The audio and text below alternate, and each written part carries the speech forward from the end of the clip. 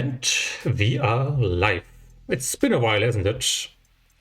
I took a little break from Let's Playing, just so I don't burn out. But now I'm back. I'm trying to get into the groove again, especially because we have a release date for Deltarune Chapter 5, and I'm obviously going to play that as soon as it comes out. So, to get a little bit of practice in again, we are continuing with Of the Devil, Episode 1. I'm hoping the audio is working correctly. I'm using different headphones because the old ones kind of gave up. Which on the one hand is good, because I can actually hear myself talking probably now. But I don't know how long I can wear these before they start crushing my ears to a painful degree. So anyway, let's continue. Last time we were...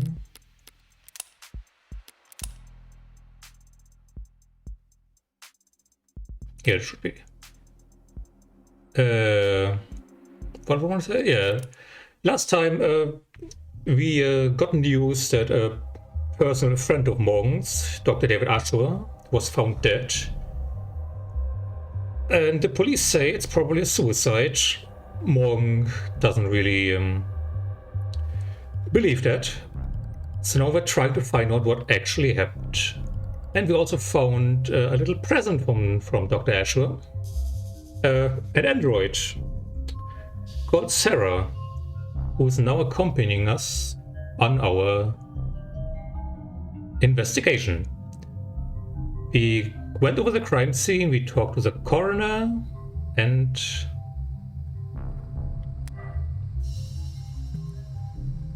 no. Where are we going? We're going back to Noble Electronics, where David worked. Maybe I should actually also quickly go over our evidence again, just to remind us what we already know. Okay.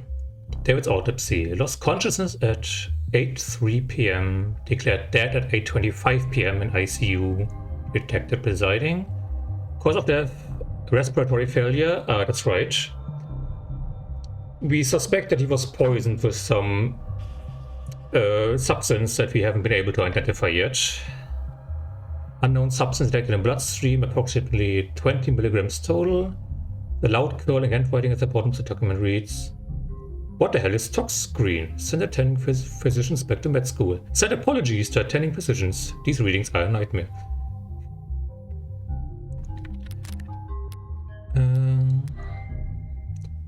Emergency console. I'm not going to read all of these out loud, I think.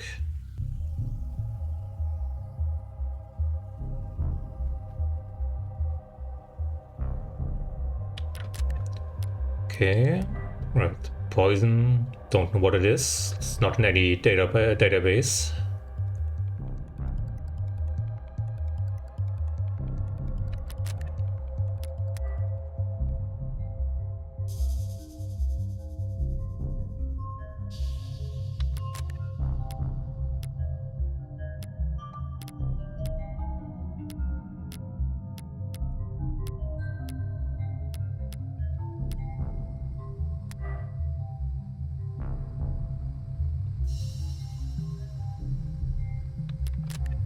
Okay, yeah.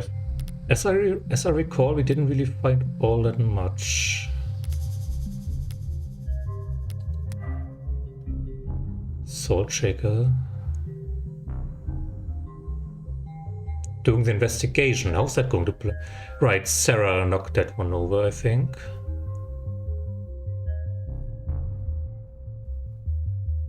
How is that going to factor in? Salt spilled over the countertop.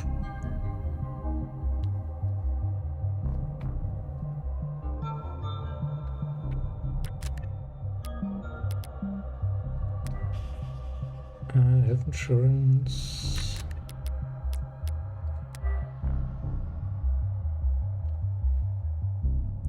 Alright, we do have fingerprints from an unknown individual.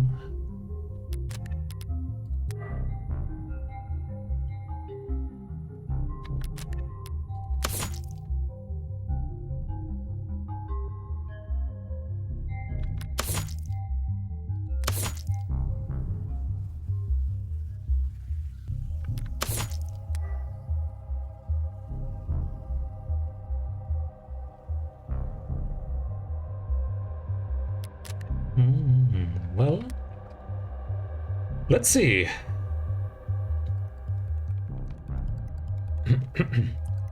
I've been here before. Sat right here in this lobby, waiting for David to come and treat me to lunch. At least, I think it was this lobby. Could have been some other floor. Could have been an entirely different building. All these corporate towers of Babel feel like interchangeable fractals to me. Falling in on themselves in patterns of narcissistic paranoia. So monumental in the scale of their hubris, they needed to use non-Euclidean geometry when drawing up the blueprints. The greatest minds of each generation coming together just to find the most expensive way to shove their heads up their asses. What did any of your voices sound like? Arunai, is something bothering you? Something's bothering me. Just doing the math on how long we'll be kept waiting here. Apparently, someone will be here shortly. So maybe if I pass the time by glaring around the place, it'll improve my mood.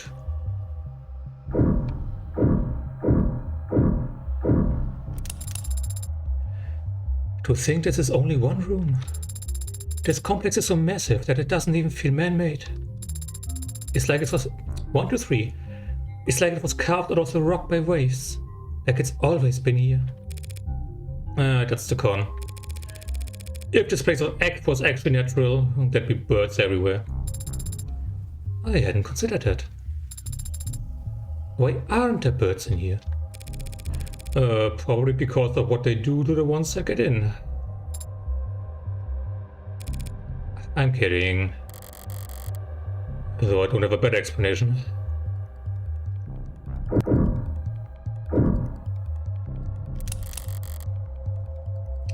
They changed the logo again. 5th time this month. Noble Electronics. How's it feel stepping in here? Is this some kind of religious experience for you? It's just a corporation where my father worked. Careful now, I'll burn you for heresy against the company. Say it again. The company. As if it's a proper noun. You even capitalized it. You're mimicking the employees, aren't you? So it can't obey simple orders, but it can pick up on that. Is it just a part of the corporate culture? No, it's one of the biggest corporations there is. One of the biggest there's ever been.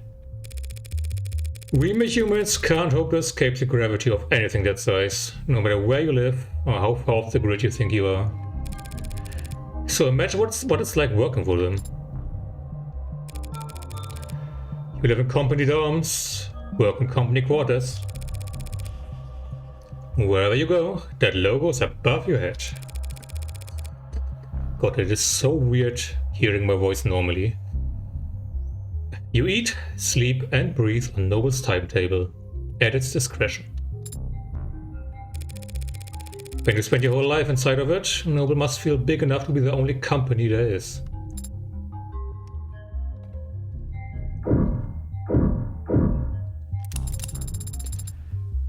So much energy, so many people, also intent.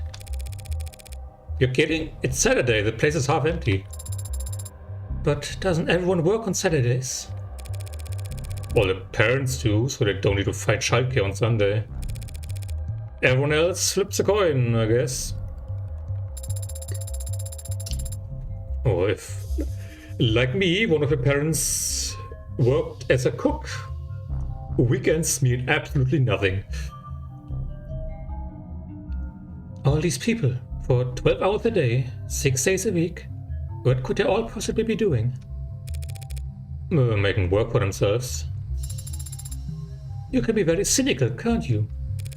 Yeah, I'm terrible. But that guy over here has just been jiggling his cursor for the last 20 seconds. Whoever comes to greet us better have a pulse and some goddamn authority. My mood's starting to sour, and if they just send me the first link in the infinite chain of corporate bureaucracy, I'll make them wish. Morgan. That's me. Hey there. Android Manufacturing Quality Control, Eastern Division.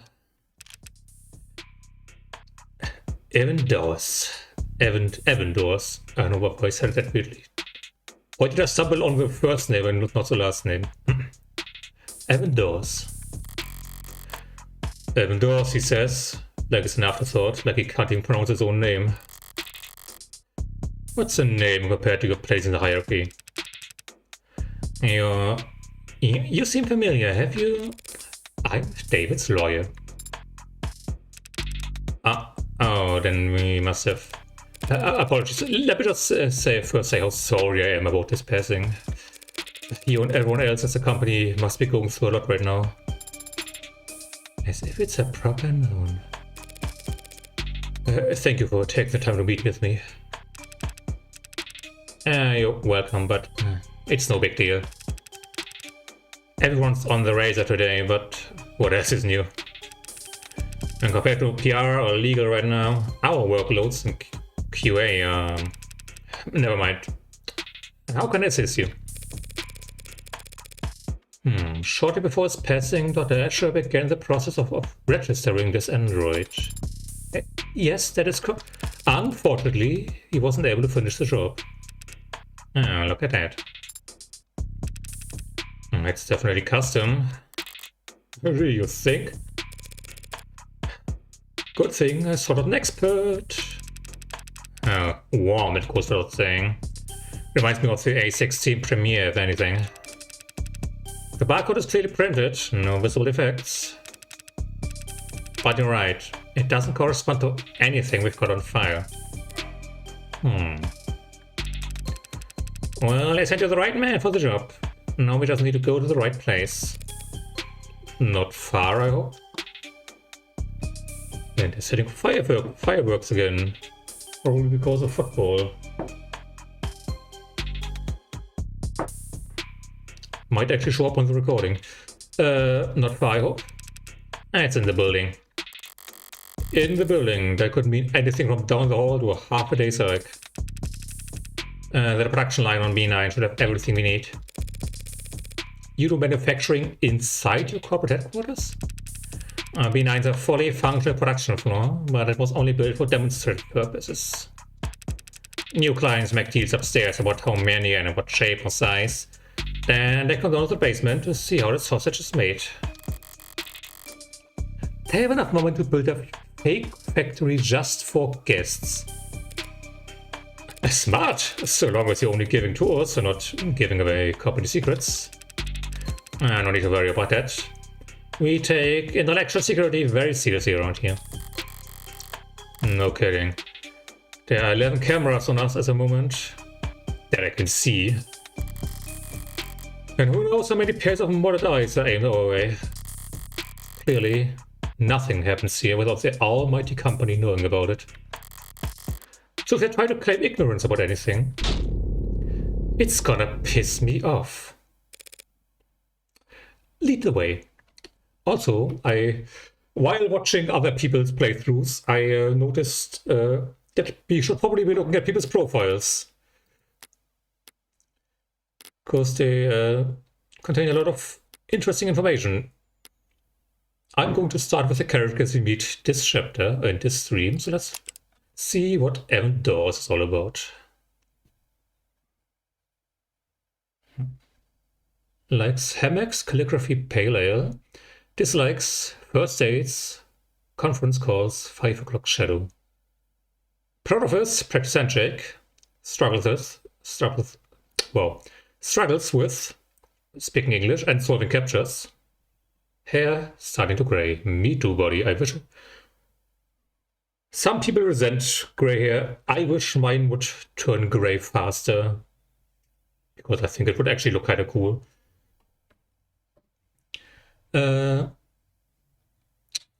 What do captures look like in the year 2086 is my question. How do... Can't imagine... Well, I suppose I'd have to be so obnoxious that no wonder that he isn't very good at solving them. I bet nobody is. 3:08 p.m.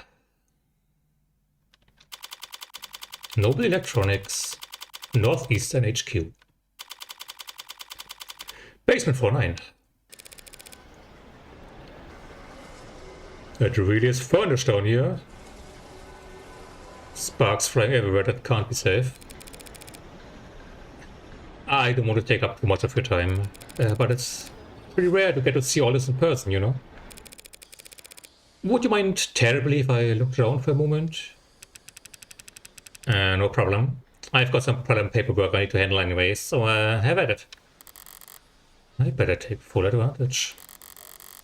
I'll need more than cursory knowledge if I want to figure out where Serra came from and where David wanted me to take custody. I'm gonna look around. You stay put in the meantime. Adonai?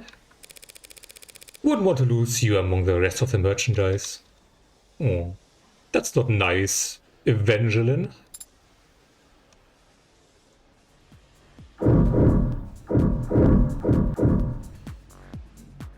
I tend to think that intelligent robots are people too.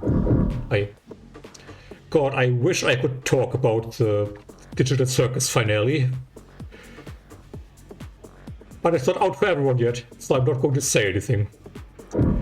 Just going to say that there might be a bonus stream in the near future.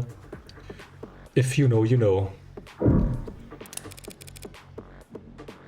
What's being built out there? Our top of the line, brand new bestsellers, the Animate 16. Warm. Looks kinda cold out there. We keep the factory for refrigerated. Those organics already tune metabolic activity to a minimum. That explains why the room doesn't smell like rotten flesh. The flesh out there is only somewhat rotting. Slowly. I just meant I'm surprised to see metal. Oh, well, all the 816s have alloy endoskeletons. The organics are layered on later in the process. Sounds like what Serra told me about herself. Maybe she really was the 816's prototype. It's hard to imagine bridging the gap between her and these scattered doll parts.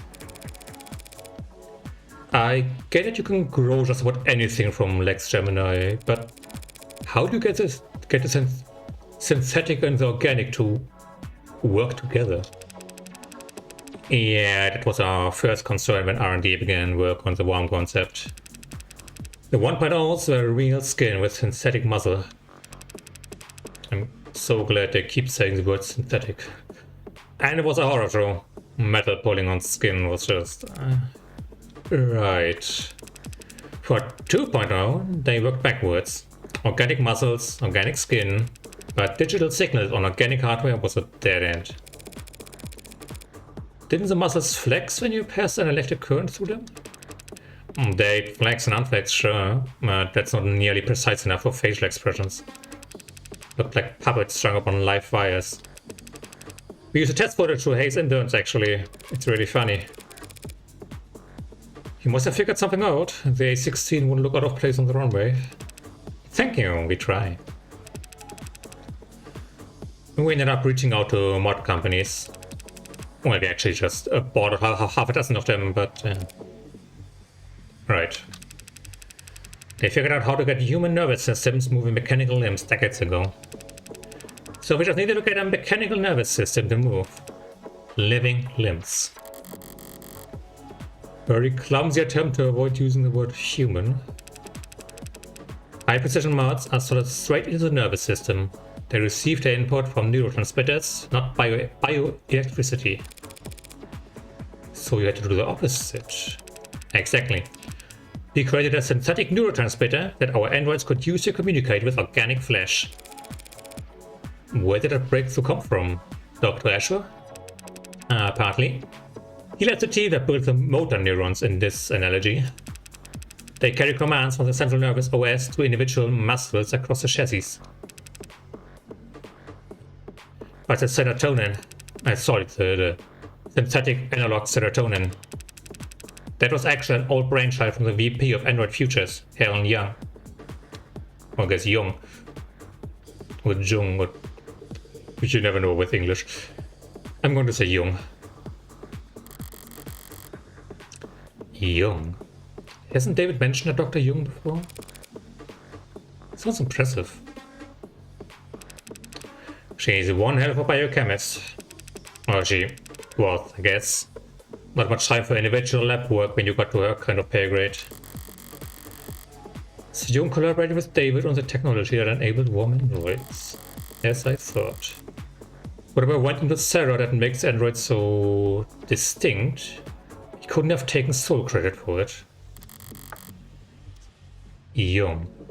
Did he partner with her on this?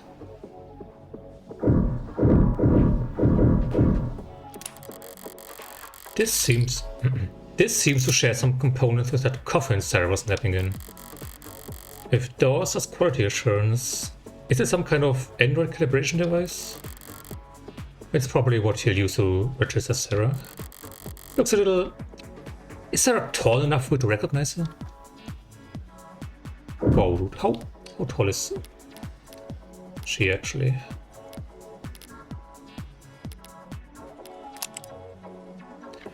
$160 centimeters. 200 kilograms. Blood type UAD.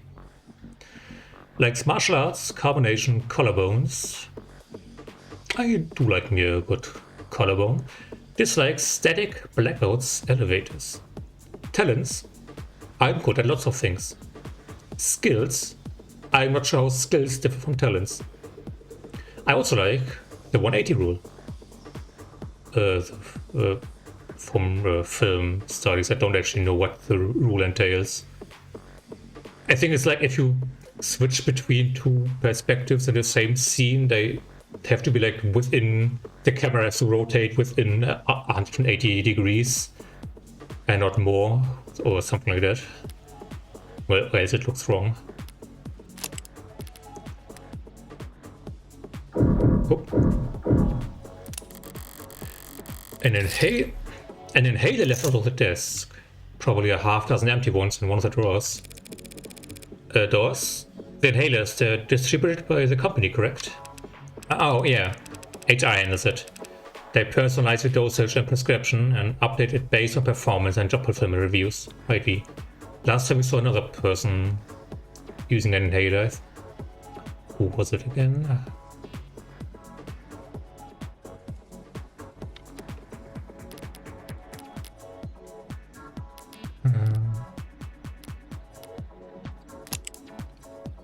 I think it was, yeah, Jessica. I think it was her. Executive assistant. Likes dancing, buying shoes, reselling shoes. Dislikes hangovers, soft metal. Well, I guess it depends on how soft. And machismo. Charm point, her honest smile. Reacts by bar hopping the awards. The best set, reading the stock market. Yeah, how's that been working out for you?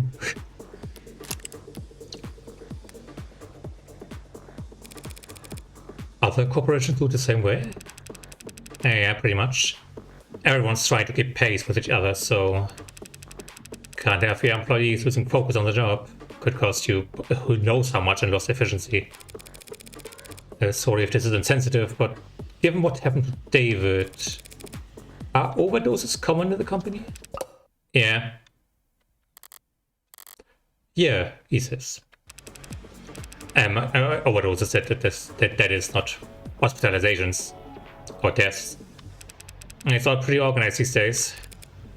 These days? Man, back when I started in consulting, pretty much everyone had an embarrassing story from their first 2 years where they popped a few too many greens and missed the on-ramp.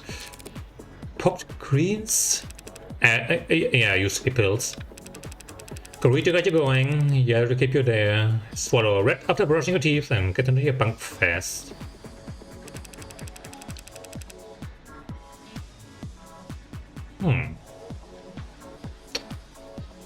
Maybe colorblindness will play into this. Finally, my time has come. But yeah, the inhalers are a huge improvement, like going from torches to the light bulb. They sink straight into your personal biomes and adjust dosage in real time. Overdose are way down. That's great to hear. The Chinese enemy don't realize how good they've got it. Excuse me. Kids probably won't even have to learn how to purge. Yeah, I know, right? Purge.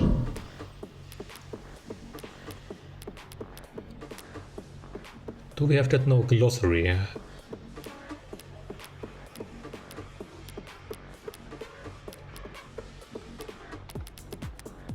Maybe it's an inhaler?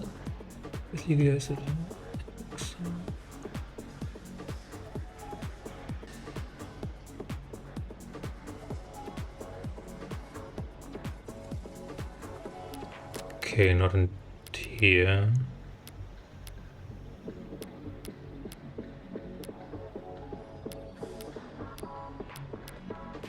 Purge. The act of emptying one's stomach contents by inducing vomit, triggering the gag reflex, or using laxatives to simulate a bowel movement. Well, isn't that nice? Yeah, I guess that would get it out of his system.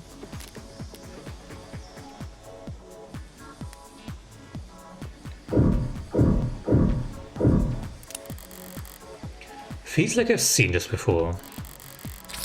That's right, that was one in David's lab. That's a nanograde elementary manufacturer. Nanofacturer for short. I came up with that name, very proud of it. A real high quality piece of machinery. Each of them built in-house by render mechanics. What does it do? Nano-level flash fab. Basically a 3D printer for nanomachines. You build nanomachines in your factories for use in your androids? The raw materials are cheap, literally elementary, so no sense in getting them shipped in. It's mostly the medical models that make use of them.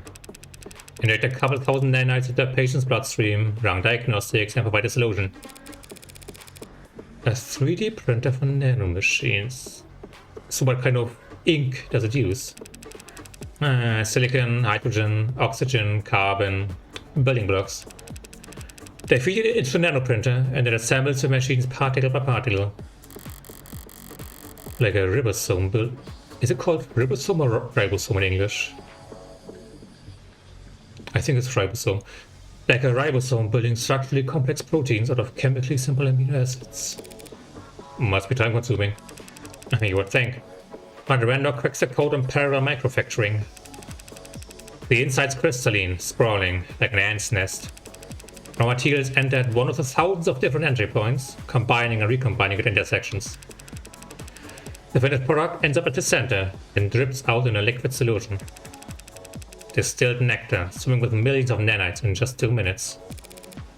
Nectar? It's sticky? It can be, depending on the desired output. But the door vacuum seals while it's cooking, so don't worry. It's completely spill-proof. What a relief. Not exactly a box of paper clips David could have just brought home from the office one day. He must have bought his own. For some reason.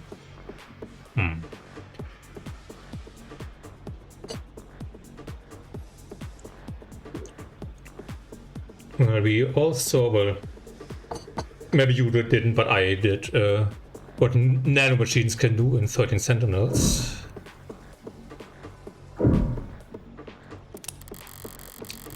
There's something out there that caught my eye when we came in. A very familiar shade of crimson. If I squint through the glass out of the floor, there are temperature-controlled fluid tanks. Through glass and plastic flows an eye-catching scarlet that transitions into... So we add the blood towards the end? I mean, the oxidant, yeah, relatively late in the process. Something out of place. And let's have blood, even if it's sort of visually labeled as such, but it isn't red. It's pink. That's a kind of Danganronpa. Sometimes milky, sometimes neon, occasionally garish, but pink. I just didn't think the oxidant would be red. Oh, right, sorry. But you notice it at this point. The color is natural, comes from the biomanufacturing process. That chromafuge out there removes the byproducts, the waste, the excess pigment. Changing from blood red to psychopop pink. Yep, it is Danganronpa colored. Without that chromafuge, I know its flash would come out looking all the wrong colors. That may be true, it probably isn't, but it may be.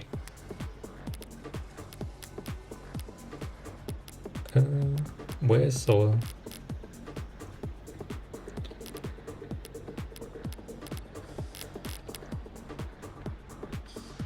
Didn't we get a... No, so...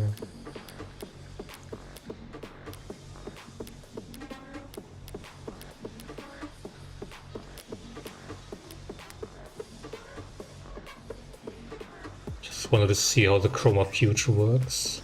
Well, whatever. But I have a simple explanation. Blood is primal. The side of it carries weight.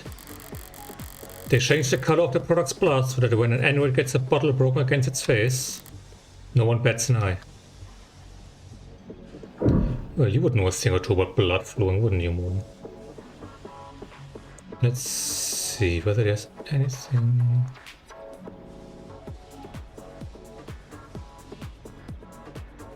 No. Nothing in the ceiling. Okay, that seems for everything. I could wrap up here and get Serra registered.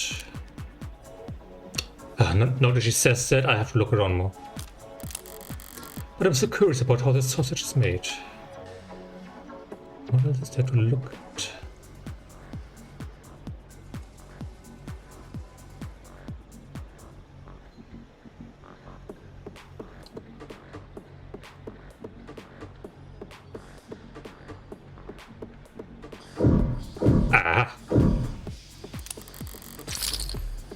What have we got on this data patch? Some kind of write-up? On the subject of Sullivan's Peak. Much of our world today, and in fact much of our world's economy, is heavily influenced by the uncanny valley. The thought experiment provides a simple and easily applied explanation for the gaps we see in the otherwise wide spectrum of automated dependence that assists us in nearly every industry on the planet. There's a very simple, primal truth to it. We like things that resemble the living, like cartoons and puppets and toys. And we like things that are damn near indistinguishable from the living, like whatever name Noble's latest products are being sold under. But there are deep, deep trenches between those two ends, where products are universally appalling to human sensibility. The Uncanny Valley will no doubt remain a useful tool for teaching, marketing, and design for generations to come. But already we are seeing ways in which it fails. It is becoming increasingly clear to us that the space between nearly indistinguishable and truly indistinguishable is much wider than we ever suspected. And it may not be the only part of the map that we must fear. I propose we bridge these gaps in knowledge by looking to the speculative fiction of Robert J. Sullivan, who in his most well-known work, Equal Under One Sky, described a concept which thereafter has been called Sullivan's Peak. Through the lens of his characters and their so very divided world, Sullivan demonstrated that the Uncanny Valley does, in fact, have its own peak on the other side. A point past which making an artificial existence any more human in its features serves only to make the user experience more uncomfortable, more difficult, and more fraught with moral pitfalls. Once you reach Sullivan's Peak, traveling any further only has diminishing returns. The implications of this are far-reaching. We will very soon reach a point at which the designers of ads can only make their creations less lifelike or less likable. Stopping point for technological progress. What then, we must ask? Oh, looks like you forget to sign into this device. Drop your thumbprint below and we'll get you squared away so you can keep reading. You want to keep reading our articles, don't you? Please keep reading our articles. Surprised to find reading material like that around here. My favorite aspect of the Uncanny Valley is that I can't think of the name. Well, that's embarrassing. Fuck, what is it called? The supposed effect where people who are less qualified overestimate their own abilities the most. What is it called? I'm gonna have to look it up, I think.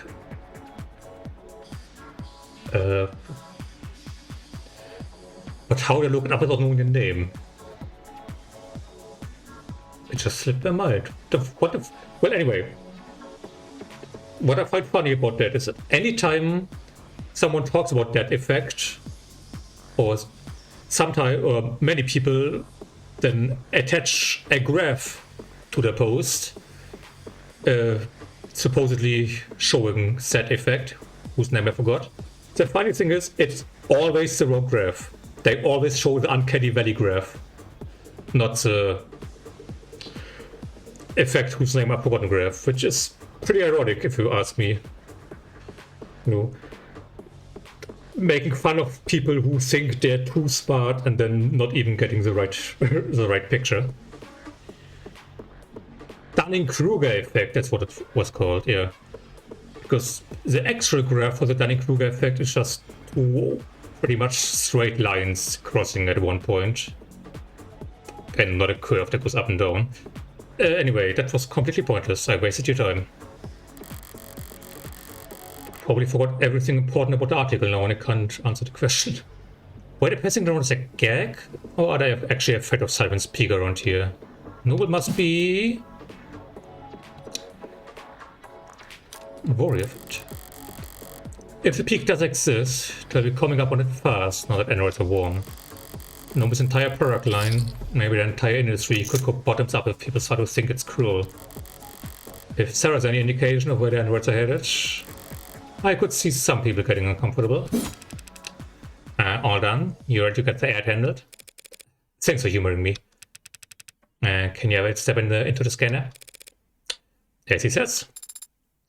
Understood. Right then. What are we looking at here? Wow. But there's a lot to unpack here. We theorized that it may have been Ashur's pincushion. Pincushion, huh? That will explain some of what I'm reading here. What language is that on the screen? TES. TES Act, all noble products, and well, pretty much all products period are programmed in TES. Oh, I will learn about that. Okay. TESAC 4.6, better known as TES, is the latest version of the TESAC programming language. Like some kind of four-dimensional brainfuck. Built on top of the Tenet system and utilized in industries around the globe to code the software that allow androids, robots, holograms, and more to react to the environment intelligently and with intention. At the start of the century, there was a much greater variety in the number of programming languages available with which to code. Globalization, the standardization of industry procedures, and the gradual erasure of many spoken tongues contributed to the loss of countless programming languages during the mid-21st century. Fortunately, the only other language left are Java and JavaScript. Today, TES is virtually unchallenged as a global lingua franca programming language. The study and teaching of other older programming languages is mostly done for recreation, hobby, or digital archaeology. Oh, I wanted to know what kind of language it is. Is it object-oriented? Because I like those. Is some kind of Ruby affair, which I tried doing the tutorial for Ruby. It's such a weird language. It's like, it has features I like, but you always feel like it was designed on purpose to be different for no other reason than to be different, you know? Like, I can't get over the fact that you can use question marks as part of identifiers. That's not supposed to... Anyway, sorry. going on a lot of tangents today. Easy to read and write. Stay compliant. Now this model, what's it go by? Serra. This Serra model. It's got everything that 16th line has, that's for sure. Organic skin, hybrid muscles, advanced facial processing and emoting. But there's a lot crammed in here that's still in development. Like, in the idea phases. Solar cell hair strands, decentralized redundant power, mental and physical overclocking with extended tolerances. Data storage is so large I can't... No, wow, we had to measure it using... Hell of a poker face. Wait, decryption and signal hijacking, that's... hacking? Essentially. Does it mean it could hack its own tenets? A programming framework underlying the development of modern automated-dependent software. It's Ruby on Rails. All contemporary supported programming languages are built upon the tenet system, allowing users to designate a series of inviolable priorities for their code to pursue. Once added to a program, a tenet cannot be circumvented under any traditional circumstances, and even then, only if a tenet with a higher weight supersedes it. Tenets were first adopted in the field of computer science as a trio. Oh, that's an N dash, not a hyphen, I guess. As a trio. 3 priorities that govern how preserving human life, obeying human commands, and avoiding damage to human property should be prioritized. I know what I'm going to call this episode. Since then, the number of supported tenets has ballooned to 113. Most of them requested by lobbyists in the insurance industry looking to better define relative financial value. Tenets are well known for increasing the decision time lack of programs. This, combined with their engineered inflexibility, has made it such that most programs aim for a tenet limit of below 30. Originally, the one tenet that could not be removed from any program was TNT_safety 0, aka tenet 0 or tenet 1. It's not confusing at all, this numbering system. Said tenet dictated that the following program could not produce outcomes that would result in harm to a living person. After this decision reached in People vs. World Stance Defense Contractors, I see where this is going, and the resulting widespread adoption of automated dependence in the military and security sectors, this is no longer required. Though Tenet 0 may still be added to particularly benign or mundane software as a good luck charm, superstitious ritual, or joke.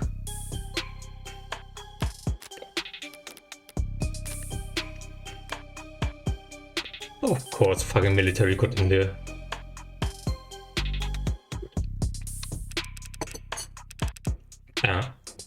Oh no, that's unthinkable. Literally, for an ad. For an ad to break its tenets would be like you stepping into traffic, or dropping a baby, or shooting 6 people through the heart. Even if you're physically capable of it, it's not something you would ever choose to do. Some people do walk into traffic. Psychotics, addicts, the mentally ill. Does that mean that they are androids? Well, no, there aren't crazy androids. So, yeah. I guess my analogy doesn't hold up. That's okay. So it can hack itself, but it was given the ability to hack other systems. So it can't hack itself, but was given the ability to hack other systems. The industry line is that such a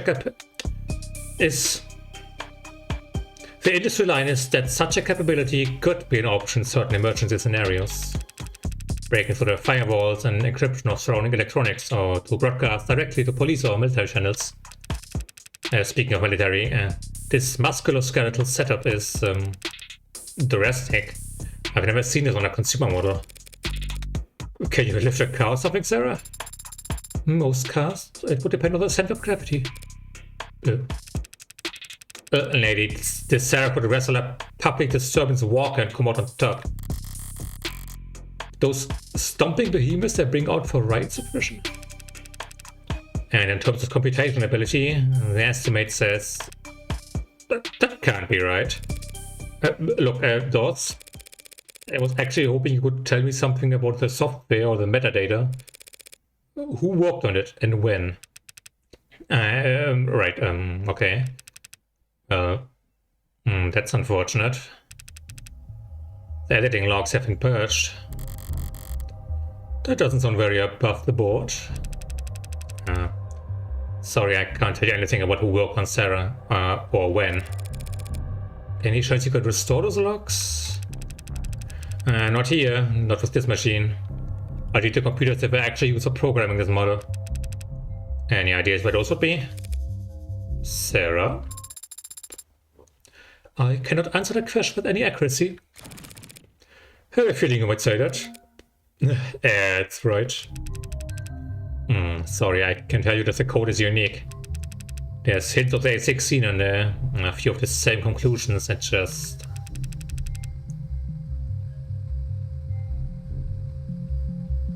Well, it seems like we have an ad in our chat as well.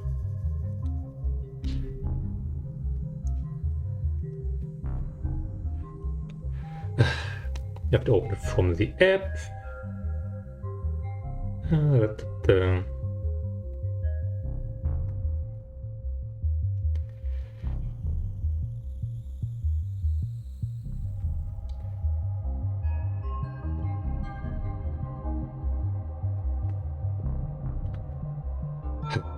Ads, am I right?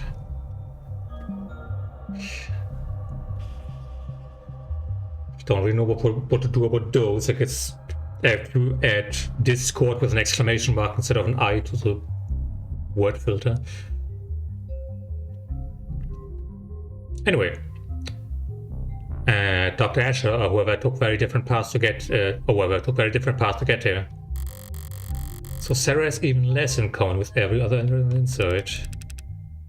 Sorry, didn't expect to hit a dead end here. Not at all, you've been very helpful.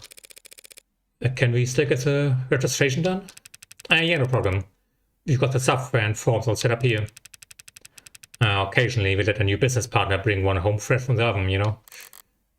Oven? Gross. Alright, a few basic questions then. Who is going to be the official owner of this unit? She is. As it says, unless the will disagrees, it's my responsibility. Alright then. You fine with the designation, Serra? We can set it to anything you like. Well, actually... never mind. Serra will do fine. Good choice, Evangeline. Okay, this part's all standard. Civilian model, address, contact info I can get from your crumbs. Do you want to reset to factory defaults? Could clear up a lot of quirks. Not right now. The last thing then is the grading. I'm reading 23 tenets here, nothing too far out of ordinary. 23, that's higher than I expected, talking with it. She seemed more malleable than that. I don't blame myself. Guessing tenet count from outward appearances has become a crapshoot. Not like it used to be. Used to be they only had 3 tenets total and every unit had to have them. Then came the first accidents and the first lawsuits, then the hearings and the legislature, and the demand for more tenets. A tenant making sure ads couldn't endanger the state. A tenant stating that ads wouldn't divulge private information without prior consent. There was a campaign calling for a tenant to weigh child and adult lives equally during risk assessment. There was a campaign calling for a tenant to do the opposite. Companies wanted their assets covered, customers wanted guarantees. There was never much incentive to deny a requested tenant, so the list just ballooned. Until the military entered the market in full force. You sound like you don't approve. I wouldn't go that far. They needed the ad to be able to pull the trigger in order to, without creating 5,000 lines of bloated hardcoded decision points to get there. I get that. But since armies are the only ones using tech with bare minimum tenets, or the best, least cluttered, most elegant code is only used for war games. That's not very romantic. Well, not like I was on the jury. Department of Advanced Defense Projects versus Zenith Dynamics. The Supreme Court sided with the military's request and set a new precedent that every other army around the world will race to meet. Changing tenets from a mandated list as the root of every ad source to a choose-your-own checklist. Yeah, it's funny. Ads with the most tenets, they're so locked up you can't even have a conversation with them. And outside the armed forces, the only ads with single-digit hand accounts are just vacuuming floors. The most impressive ones, like what you've got here, fall somewhere in the middle. Sorry, went on a tangent there. Okay, only thing left is evaluation. What gets evaluated? Total financial worth for insurance purposes. Yeah, the insurance companies made sure we had very accurate algorithms for this.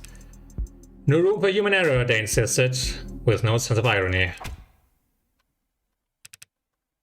Wow. I mean, I knew it was custom, but what price could have possibly... That's a lot of digits! You should know that these formulae are pretty conservative with the estimates. Stingy, even. If Serra's really David's last and greatest work, they say some things are priceless, but when you force an insurance algorithm to pick a number...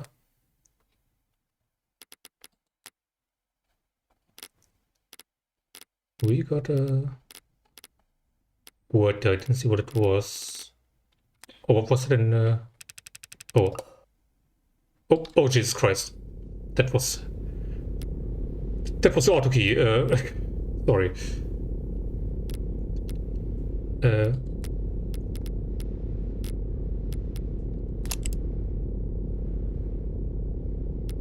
Okay, no, it doesn't say.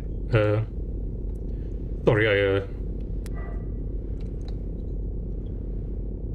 I'm trying to look at any scratches on it, I guess.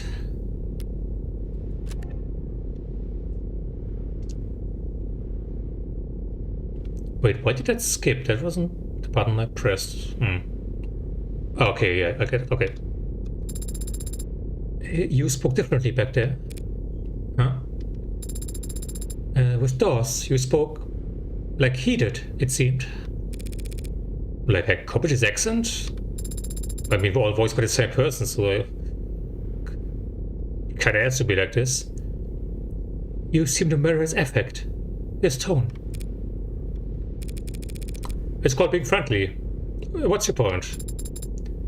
It was just an observation. You can choose to keep those to yourself, you know? No tenet required. Why were you so concerned about registering me in the first place, Adonai? For the same reason I wouldn't drive around in a car without a license plate? Any cop, or even with a well-placed camera, could have spotted your barcode and seen that it wasn't set up with any actual data. And then they would have arrested me, and then they would have thrown me in the slammer. No. They would have arrested me and put you in an evidence locker. An android can't get arrested? People get arrested. Property gets seized. Though I guess in the United States, property also does get arrested and put on trial. Normal country. And then smashed. Great, she put us over the weight limit. I did no such. Morgan, Counselor, your presence has been requested on the upper floors. Who is asking? Vice President of Android Futures, Helen Jung. Shouldn't have assumed there's still an opening move. Till I'll be right up. I'll redirect your elevator now.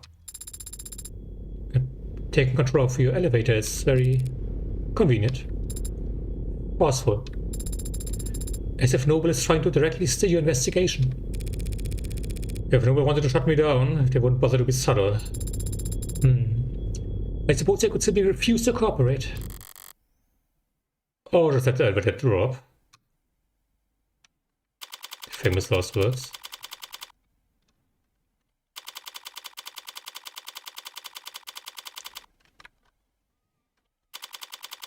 Executive Office. Jung.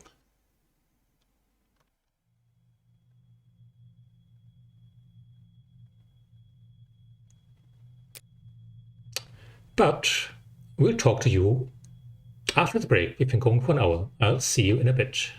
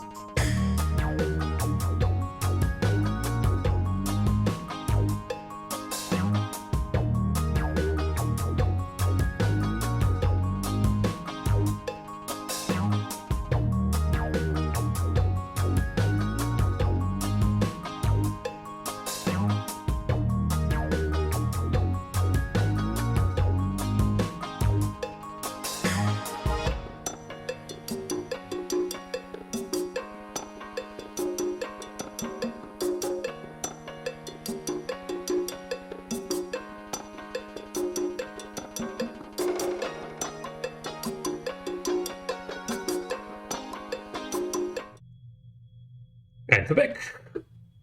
My ear search. This might become a bit of a shorter stream. Anyway, hi. Right. Speaking first is a sign of weakness, is it? And here I thought I could avoid wading into the swamp of corporate pretend power dynamics. We're going to let her stew. Silence is only awkward if you care. I can ignore social cues all day long. Well, ain't that a mood?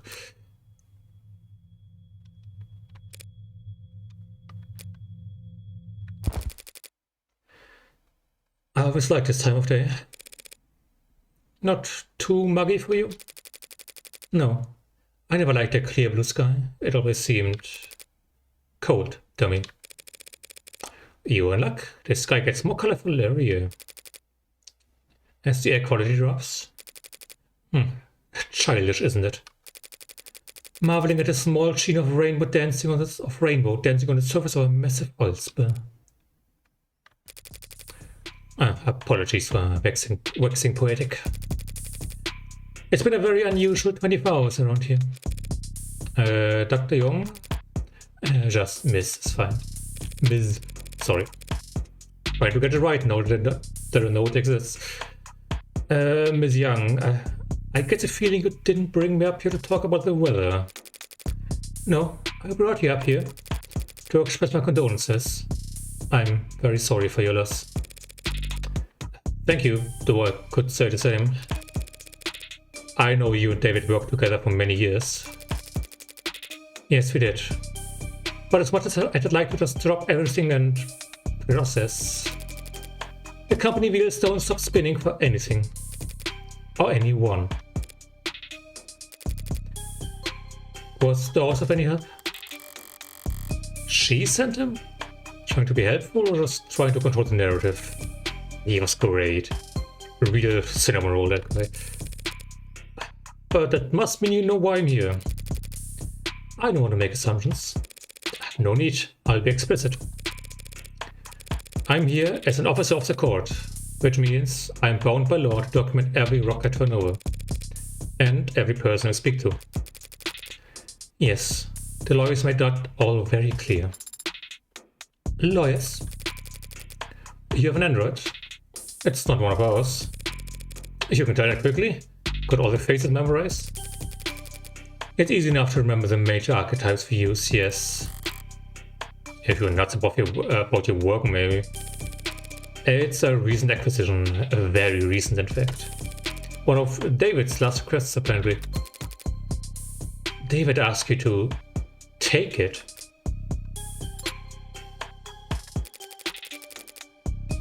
I've been told that you've been to David's estate already. The police gave you full access to the scene. Then you know that he wasn't alone last night. Yes, there was a single witness who met with him and called emergency services when he fainted. I was that witness.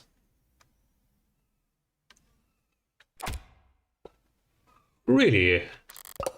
Obviously. There aren't that many people David would bother meeting with in person, let alone welcoming them into his home and offering them a drink.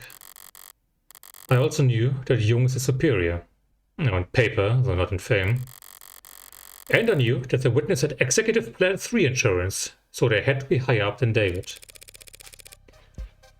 Well then, do your lawyers know we're having this conversation? Of course. They're pulling their hair out about it as we speak. I can't imagine why the police cleared you. And you are well within your rights to ask for some privacy, given the high-profile nature of all that's happened. So why call me up here? Or why cut through all the red tape your lawyers painstakingly hid you behind? Eventually you, or some clever lawyer like you, would get the record opened. Through legal means, or otherwise. The company's enemies are legion, and they have a prying knife for every occasion. Still, that would have taken time. Time you could use to get ahead of what could be the biggest PR hurdle nobody's ever seen. Touché. And so perhaps the truth of the matter is that I simply didn't want to hide. David was my colleague for several years. If I were in your shoes, I would have questions as well. You're doing this for my sake?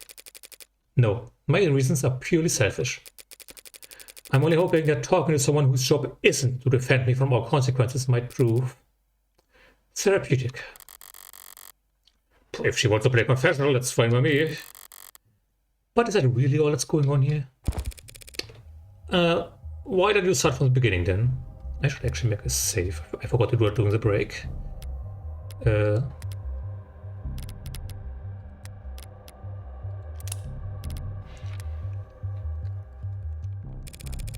You went to his home last night? Yes, at around 7:30 p.m. The building's penumbra kept it out of sight quite clearly. He fell ill around 8 p.m, so we spent half an hour together. Why the late call in person? We had an intense discussion yesterday afternoon. David never came in on Saturdays, and I didn't want to spend the weekend glaring at him through screens, so I visited, and he let me in, and we talked. About the good old days, if you can believe that. Back when we were both new to the company, eager to make a name for ourselves. How long ago was that? 7 or 8 years ago? Miss Young? Fuck, I said Young. Miss Jung? I don't even know if you're German. Putting a number on it, it doesn't sound that long ago, but it feels... We spent a while like that, just talking. He was lively and sharp, and I never would have thought that a few minutes later that he would be dead. That he would commit suicide in front of me.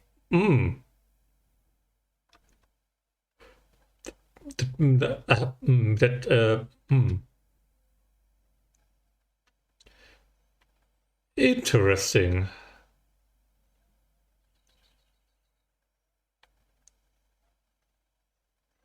Well, it's going to be a bit more difficult to prove that she didn't commit suicide, and I guess, oops.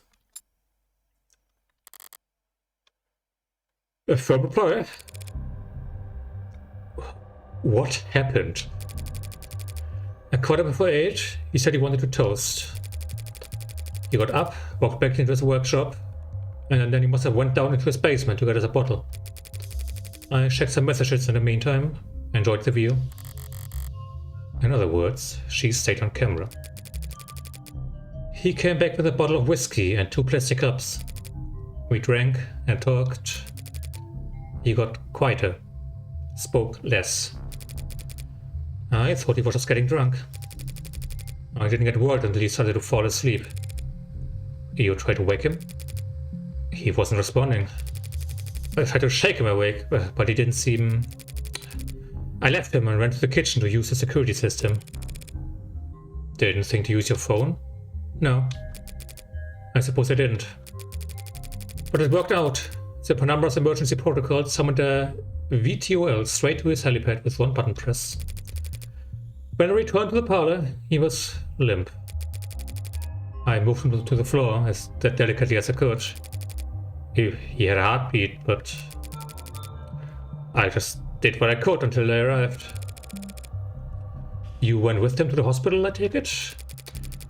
Yes, they insisted. They checked my vitals and ran a tox screen, which came back clean. So David's for all the good it did him. I wasn't paying close attention to what they were saying at that point, but I'm sure they went through every step of the CCE SOP. That's what they're paid to do. You seem certain that it was suicide. Yes. Why? As I said, he got quieter as the time passed, and he spoke less.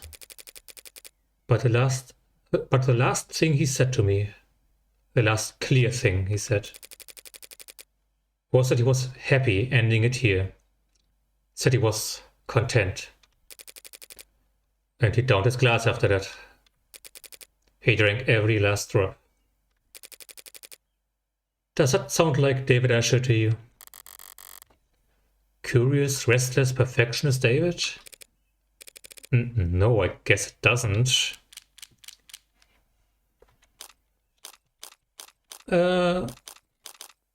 Let's just go through these in order. You said CCE, Standard Operating Procedure, a moment ago. What is that? CCE stands for Counter Corporate Espionage, which is just industry doublespeak for corporate espionage. Only used in self-defense, you understand? So Noble anticipates employees at your level getting poisoned? Dick was all kinds of CCE training. Subtly, of course. Usually disguised on the itinerary as leadership workshops or psychiatric evaluations. They trained you to expect to get murdered at these leadership workshops? Murder is fairly rare at our level. More likely they'll want us too sick to work. Let us drain company resources in a hospital bed while our position sits vacant. That's smart. Like snipers purposefully avoiding vital areas to strain the enemy's medical resources. That's terrible. Like snipers purposefully avoiding vital areas in order to strain the enemy's medical resources. That's nothing compared to when they want to turn an asset. Feel ill for the rest of your life with an undiagnosable malady, or become a mole and we'll send you the antidote every 2 weeks. That's a nasty piece of work. It's a nasty line of work, consulting. I'm sorry. That's just what they call it. Can't exactly put corporate spy on your CV. So every consultant I've met at a cocktail party was actually... it depends. Did they say that they're consultants? Or did they say they were in consulting? How the hell am I supposed to remember? So, do you people think that what happened to David was a deliberate attack? Noble's competitors have been trying to get to David for years, and there's a timescale their plans operate on. If this was an attack from a rival corporation, the company would have seen it coming, and they'd probably have struck first. So it's... Mental note, consulting is like the romance food in Shooter Order. I've been curious about this ever since I saw the scene. Why the plastic cups? There's a story there. David and I got hired around the same time, under similar circumstances. Headhunted while finishing our higher education. During recruiting, the company claimed to want us badly, but in practice, our actual authority was inexperienced and overpaid. You must have been extremely unpopular. You don't mince words. We didn't either, back then. We were loudly trying to convince our superiors that their entire sales model for androids was antiquated and self-defeating. The two of them made the one-point doctrine. That's not the story I've heard in Noble commercials and Noble-sponsored media. I wonder why the woman was left out of the story and only the man was credited. And come to think of it, it's not a story I ever heard from David himself. He had this deadline, self-imposed, but still a deadline. He wanted to get our pitch to the president of international sales by the end of the day. 7 PM rolls around and people start filtering out. David still has his head buried in diagrams and sales figures. Imagine a technical man like him, a programmer, trying to make a sales pitch. The clock hits 9 and even the zombies start heading home. I should turn to David, tell him that it's not gonna happen. We're nowhere near finished and the day's long since been over. He looked at me like I'm the only other person on the sinking boat and I've just stopped pitching water. And he says, the president lives on the other side of the globe. We still got all night until his end of day. We wrapped up at 4 in the morning. Just us and the cleaning staff. Back then only half of them were ads. He finally sends a message and I'm ready to collapse. I've got nothing. We sat blankly at his inbox for the next 40 minutes hoping that the harsh light would give us the energy to work through the next day. And we got a response. It wasn't long, but it showed that he was interested. I had been turned down so many times before then, ignored and placated, I don't know, passed up and ghosted and... but together, David and I, we had finally gotten a win. So David asked if I've got anything to drink. I've got a bottle of some swill in a cabinet at my desk, but he doesn't want to drink from the bottle. Says he wants to toast. So we sat there at 5:19 in the morning, toasting awful vodka to one another in cups we grabbed from the break room.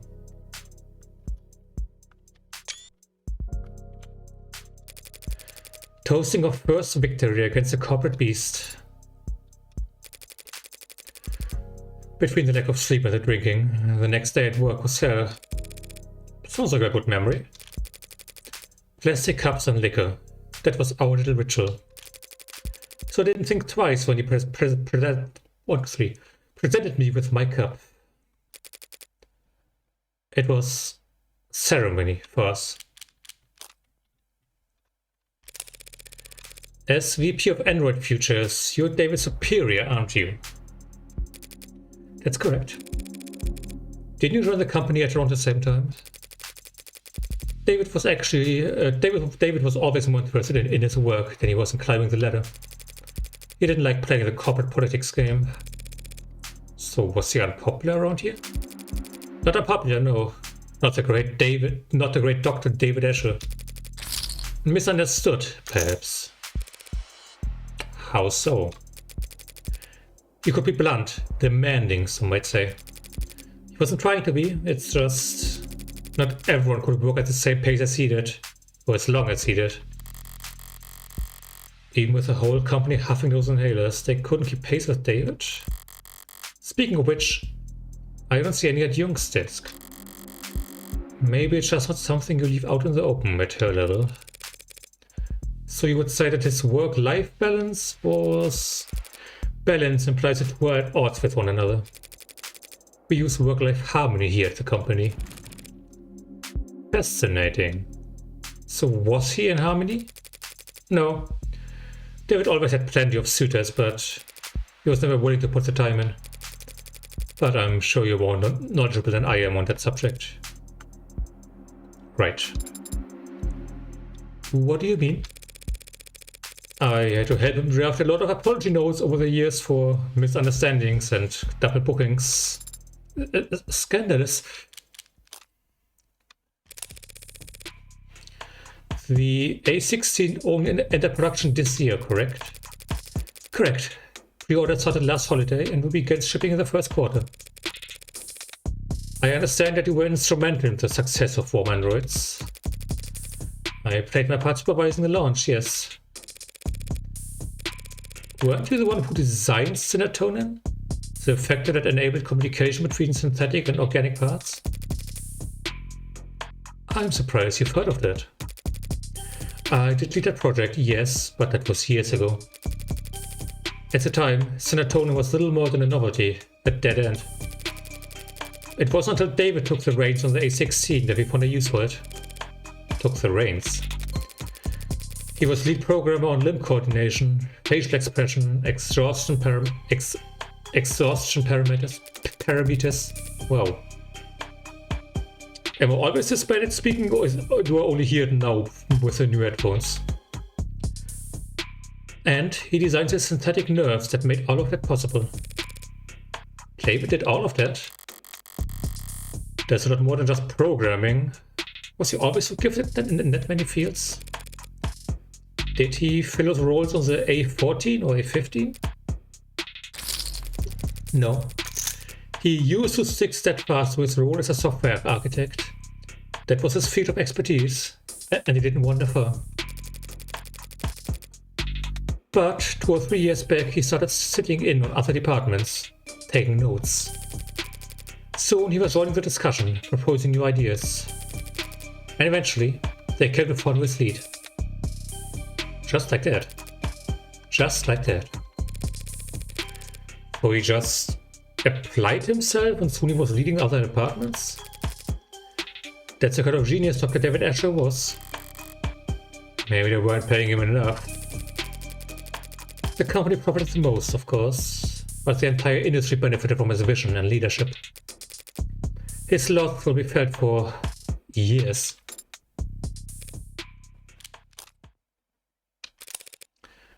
So does Android, Serra. Even Dawes couldn't find any real details on where it came from. It's not in any of the systems. I'm afraid not. Did David ever talk to you or anyone else at the company about a pet project? Pet? No, he never gave me any indication like that. And if he didn't talk to me about it, I seriously doubt you can find it in anyone else at the company. David didn't trust anyone higher on the chain than himself, and anyone below him. Frankly, they couldn't possibly hope to give him advice. He never mentioned me? No, never. Androids don't come cheap.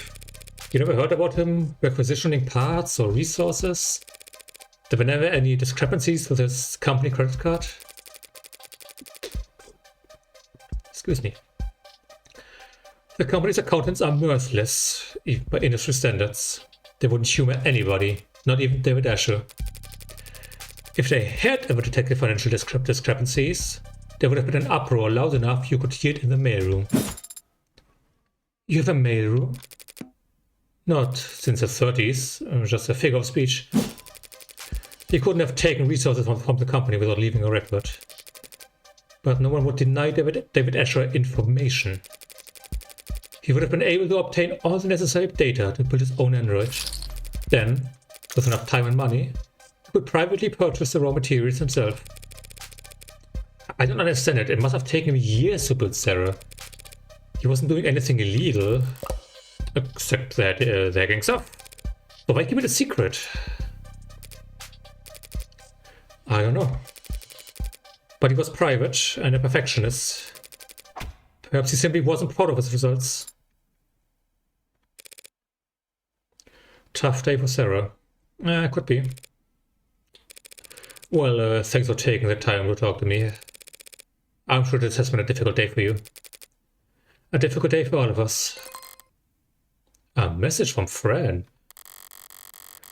I'm running out of leads to chase. The Brad better have good news. Are you really going to take this to court? That's my plan. The circumstances may be irregular, but I'm still defending a client from a criminal charge. It's my responsibility to argue that he's not guilty of what he's been accused of. And is that what you believe? That he didn't commit suicide?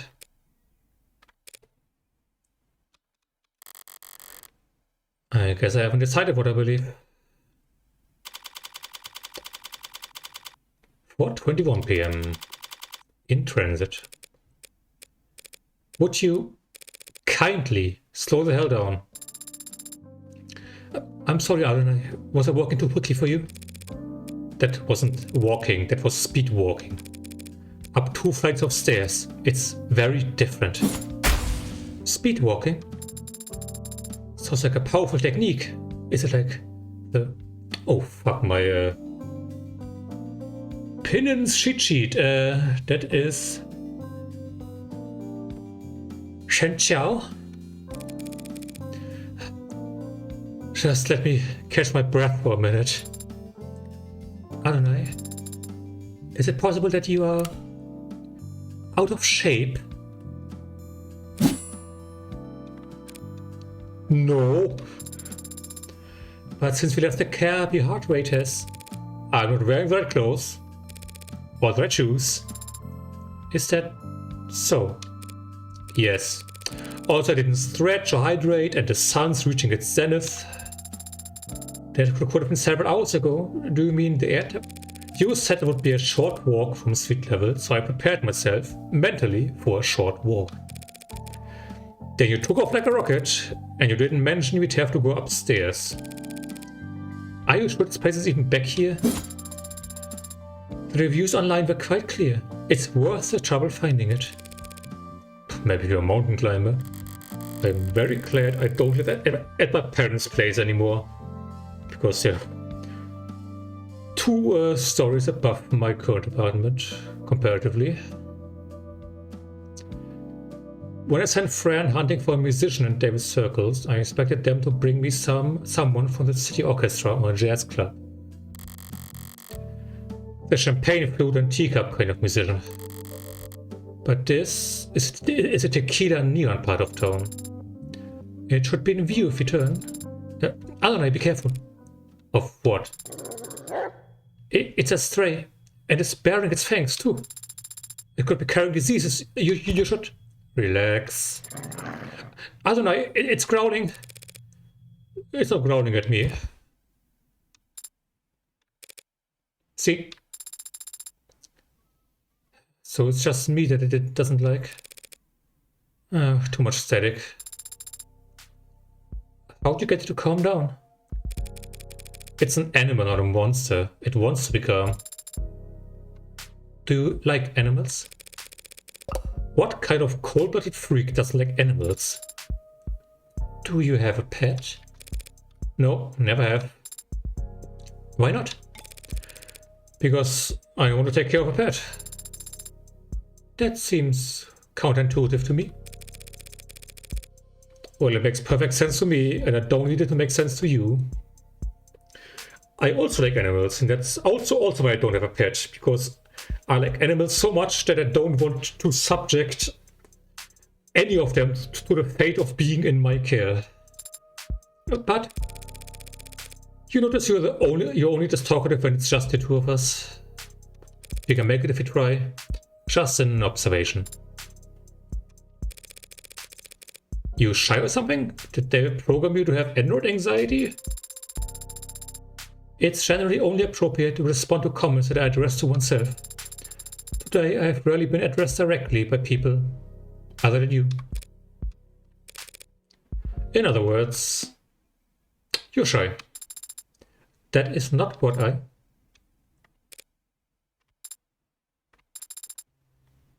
Can I try petting it? There's no law against it. 4:26 p.m. Ultraviolets. This is the establishment. Funky fresh beats. Now to see if Isaac Porter is as habitual as friend claims. Do you think father was close with this man? This man who you've never met? I think he was close with him, yeah. At some point. I had some help making that deduction. Excuse me. Grant saw that their metadata showed a significant cooling of interaction between the two of them, particularly over the past month. But Fred also saw a phone call between the two last night. So they were close. Do you think they were sleeping together? That is completely inappropriate for me or anyone to speculate about. Inappropriate? I don't know, it's only so... I'm getting a very important text message from my private investigator. Excuse me.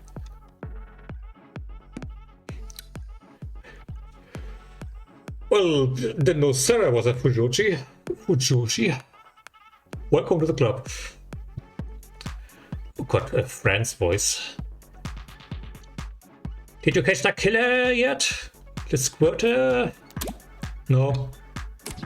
What the hell? I sent you his pulse. I'm at his position. I haven't spoken to Porter yet.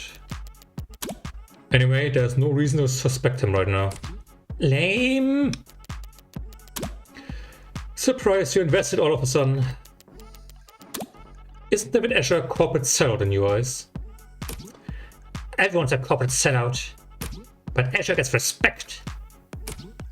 If I'm a demolitions expert, he's like a really good architect.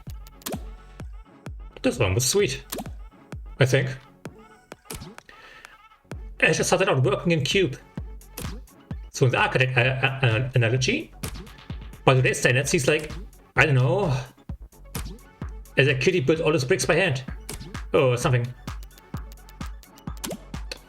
You know that lit homework can help you with forming analogies. It did analogy. Beep.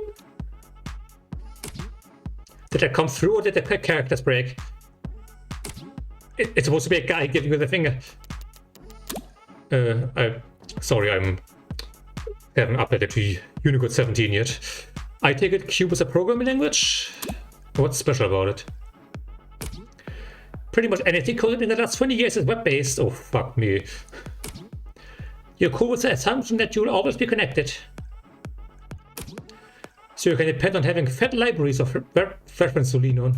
Oh no, not Node.js. I used Node once.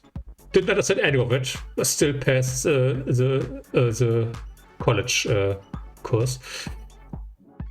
And if something does go wrong, your address gets reported to you automatically.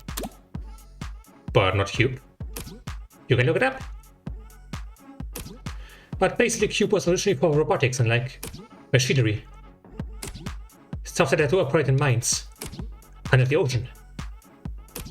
Middle of nowhere fields with zero signal service. So Cube had to be self-sufficient. How rugged. When Azure learned Cube anyway? It's older than dirt.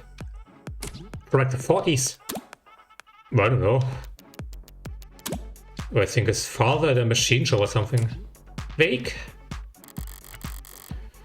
Fun fact, the first programming I ever did was actually in assembly on a microcontroller.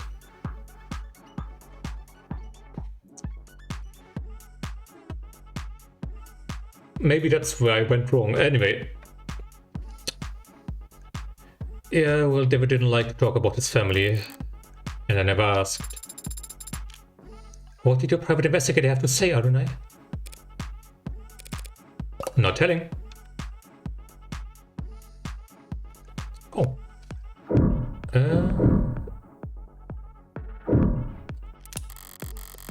The stage for the talent. Pretty close to the floor. Get it fixed with the whole round table aspect of this place. Everyone's on more or less equal footing, dancing in the dark, once you get past the bouncer.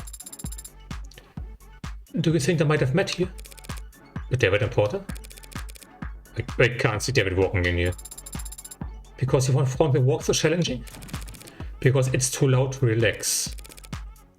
And not dark enough to be anonymous. I see. What's that face? You got an opinion to share? The atmosphere is not bad in here, but the music isn't quite... I'll find your server to fill out before we leave. What kind of music does an android even like? Early 20s, 21st century punk rock. Is that just you or does that go for all androids? I also listen to a lot of Sivagan. I've met all androids, can't speak for them. Wonder what they'd say. If they're smart, they'd say that music peaked with early 21st century punk rock. Debate settled.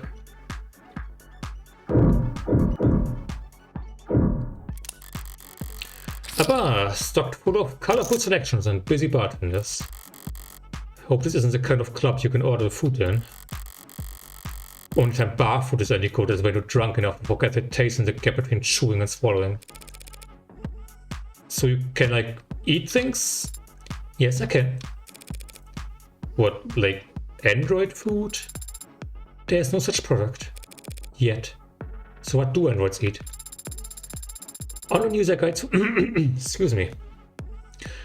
Online user guides for Noble's swarm models clarify that they don't eat anything in the traditional sense. They get their energy from electrical charging, usually wireless.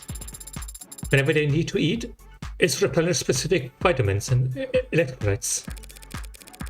Sounds a lot like what mod users go through with their sports drinks and energy bars. And charger separation anxiety. According to the net, warm androids can ingest nutrient-rich processed carbohydrate pellets if they need to forego electrical charging long-term. Love me some nutrient-rich processed carbohydrate pellets. Processed pellets? You mean like kibble? Like dog food?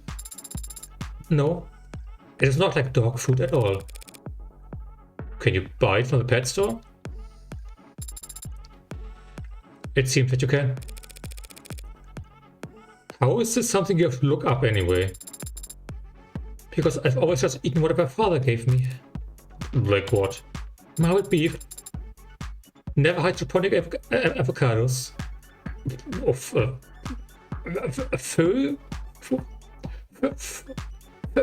gras. That sort of thing. I have to look at what it is.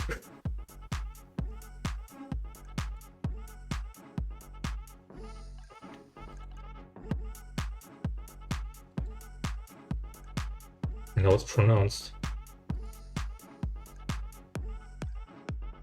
Okay, it's foie gras. Okay. The fattened liver of geese or ducks used for gourmet cooking.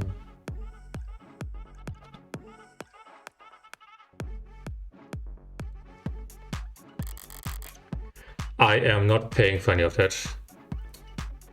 You're getting cup noodles, and you will like them. Okay, that seems to be everything we can look up, so let's talk to that person.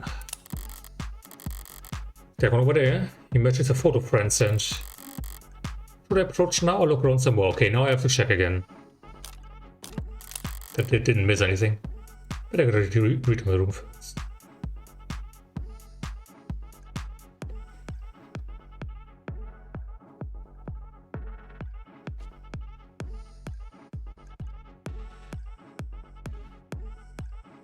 Oh, was it there before, or did it up here when I decided to... Anyway. What kind of reading material is left out in the club? Tablet interview? Welcome to find out after a short break. It's not quite 2 hours, but yeah, I'll be right back.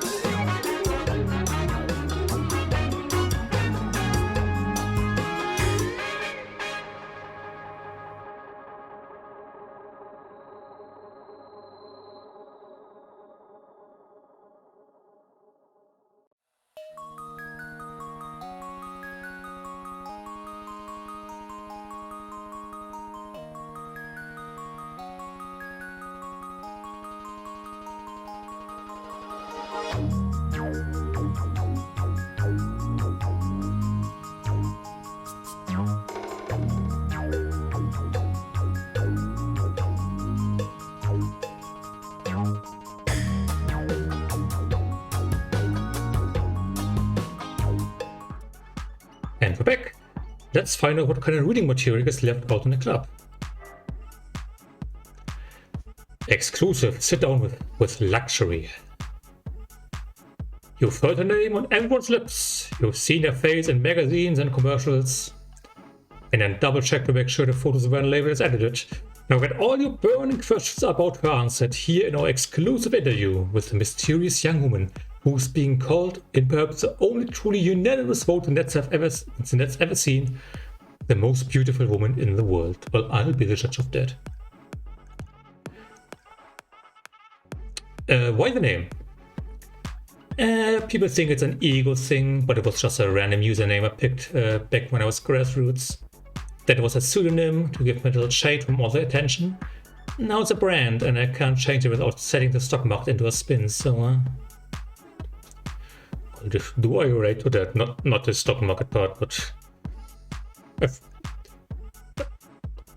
over the course of the entire internet, I've only ever changed my default username for every site once.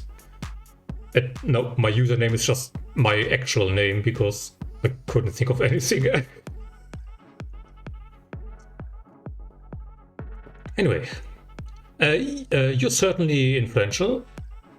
After partnering with you, Inti saw a 3,000% increase in share price. Yeah, I'm happy for them, but to be honest, it's a pain at times like this. She gestures towards the clothes, a plain white t-shirt and gym shorts with no branding visible. On anyone else, it might seem sloppy or even unflattering, but on her, it only makes her natural beauty stand out that much more. Also, that plain white t-shirt costs $500. Oh, who are you wearing, by the way? I can't wear anyone unless I'm attending something. If I don't dress like this, all my sponsors fall into bidding wars every time I leave the house. Does it stress you, all that attention? Stress is bad for your skin, right? They say mine's flawless. Can't argue with that. So, do you have a skincare routine? Any tips you'd like to share? Be a little bratty, act a little spoiled, keeps young. And how old are you exactly? Everyone's dying to know. 18 to 29, now and forever. Don't get stuck on a cliffhanger like that. Hurry! Log in below so you can read the rest. Quickly, time is running out. Literally, time is ending. We're all going to die. The universe is about to... Anyway, don't know where I was going with that bit. Well, however old she is or isn't, Luxury's got one hell of a mind for business. It might do her more good than that. It might do her more good than that face in the end. Maybe. It's one hell of a face. I want to see it. Can I? Is it in my... don't think it's going to be, but... No, it's... Alright. Do I get a profile on Luxury?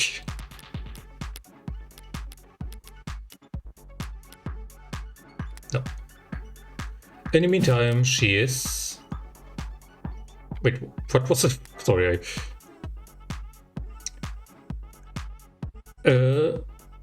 Luckily, it might be more good than that face. Maybe it's one. In the meantime, she's... Well... Oh... Is that where I show my lack of reading comprehension? Look, I have a bad memory, okay? If you ever catch me saying something and then 20 minutes later saying the exact same thing again, as if it was a completely new thought, that's why I literally forgot in those 20 minutes. Well, I mean, let's go with powerless because...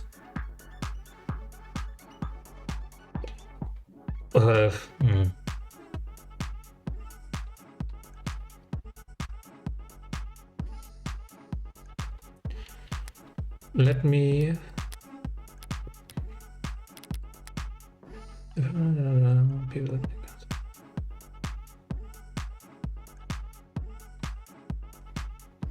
Well, that would point towards powerless. She can't even change her name without causing problems for everyone, so she can't.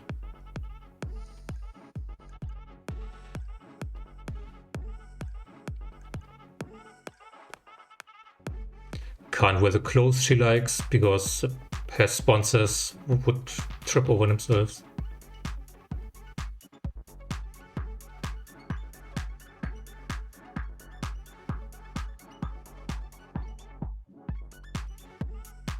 Yeah, powerless.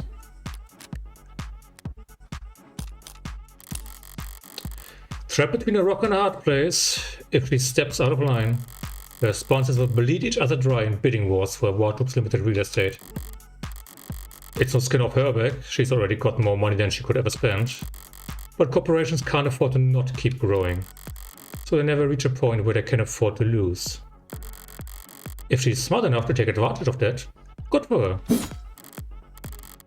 Oh, I didn't get any ships sorted. Okay, yeah, that's him alright.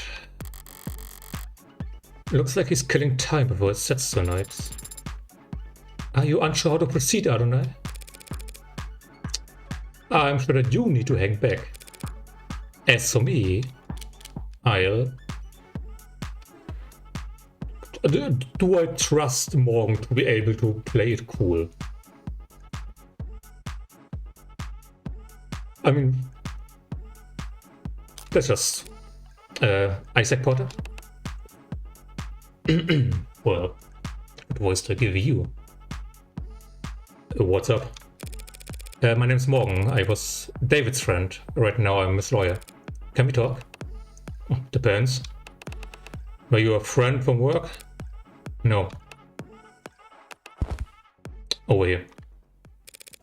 Thanks, Isaac. Don't thank me yet. I might just sit here, shut my mouth and stick you with my tab. So what kind of lawyer are you? What kind of friend? I'm his defense attorney.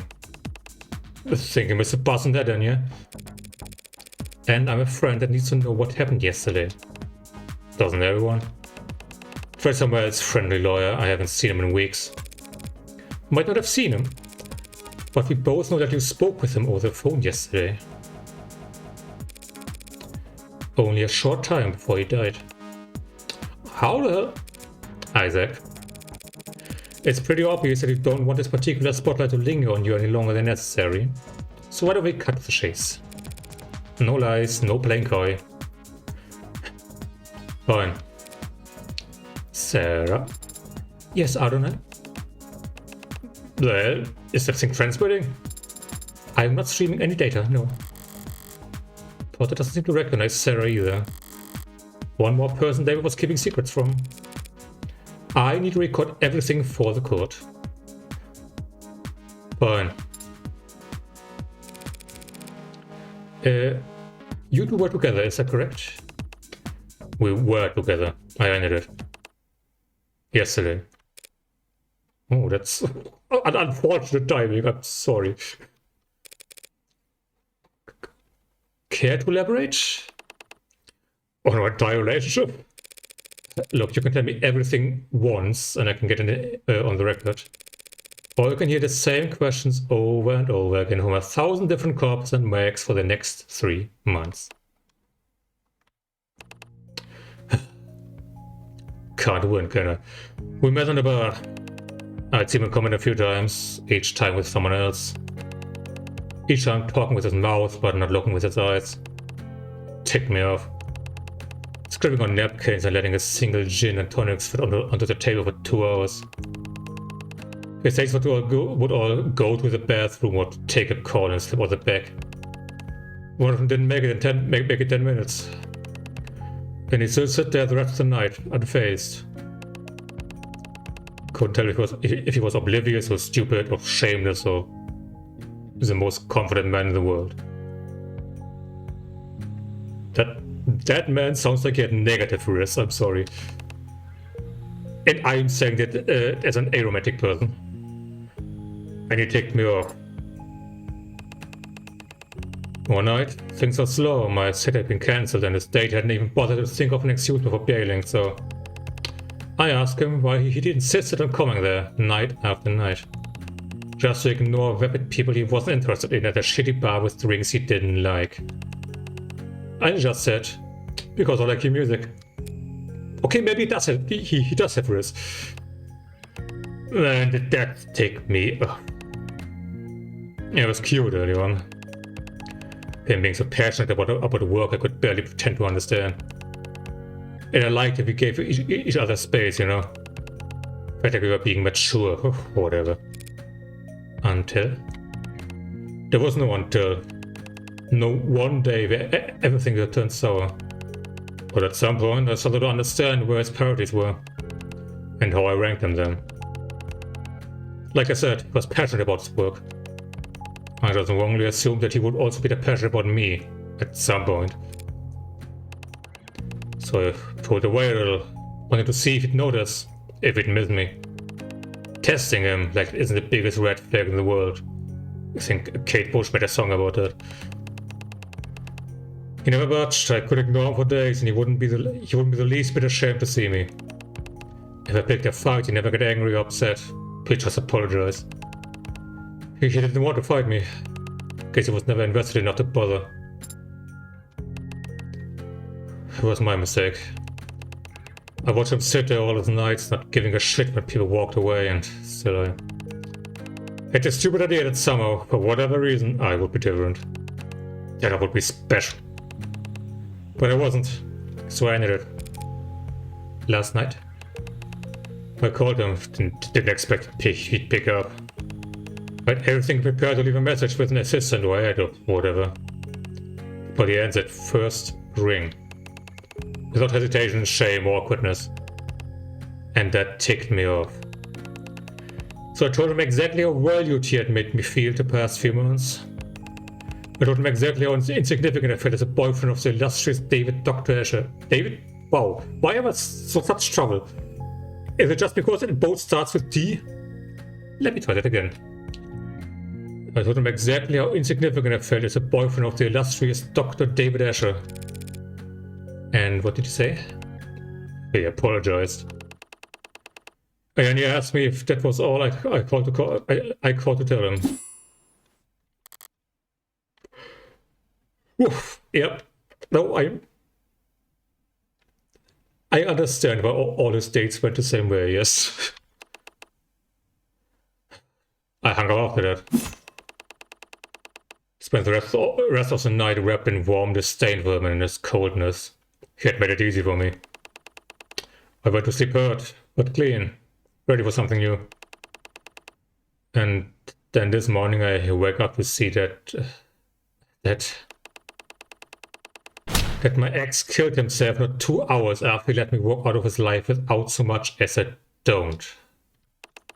Oh, what the hell, man? What the hell, David? And now you're just the tip of the iceberg of lawyers and reporters and buzzards. Parasites who want to hear about the man who sent David Ashur over the edge. I never wanted to be his last lifeline or the straw that broke his back. I just wanted to be his goddamn boyfriend. Turns out I was asking for too much. It's yet to be determined whether David committed suicide. Are you serious? You don't have all the facts. And you do. I don't have point to anything else. Thought so. Thanks for your time. I'll let you get back to it. That's it. No summons.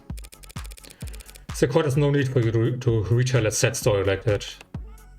The court, huh? Sorry to bother you at work. Serra, let's go. Your discography is very impressive. Thanks. And your range is remarkable. So it pained me to see that all your works in the last quarter have been so melancholy. I think... Well, what would you know about any of that? What's the matter? Can't find the words. You steal it from somewhere first, butcher it before shitting them back out. I was not trained on any data sets that... No, pardon me, my mistake really. Not your fault you're only standing here because the rich pricks and prick nerds were allowed to rob the world blind for most of the century. Serra, we're leaving. What was that about? He was under the false impression that I was programmed using a massive automated learning model in early 21st century. Not that. Why'd you talk to him? I wanted to. I just felt that I should say something to him. A word of advice. People don't want comfort from strangers, especially when they're androids. They want it from the people they want it from. Coming from anyone else, it's just corn syrup on a parched tongue. Doesn't matter how sweet it is, they'll just start gagging. You know a lot about people, don't you, Adonai? Compared to you, I'm a goddamn savant. Come on, there's not much time left. Is there still somebody you want to investigate? Someone I need to return to, actually. But I was right. As things stand, I don't have any evidence I could establish an alternative interpretation of the facts. But if there did exist hard evidence that could prove his death wasn't a suicide, there's only one place I could find it at this point. 516. Noble employee housing. Building Platea. Penthouse basement. The basement. Gonna save real quick.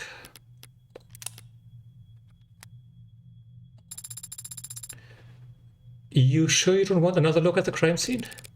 I'm all out of time. Gotta approach this from the other angle. The other angle? You know, inductive versus deductive, flip the chessboard and all that. Haven't you ever read a mystery novel? I've seen mystery films. Well, let's see if you paid any attention then. What killed David Ashur? Poison. 10 points. There's a point system?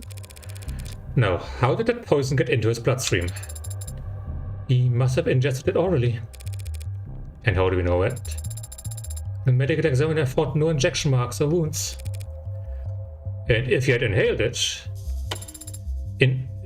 Why? Leave the why to someone who actually understands them. I won't be able to understand anything if I don't practice.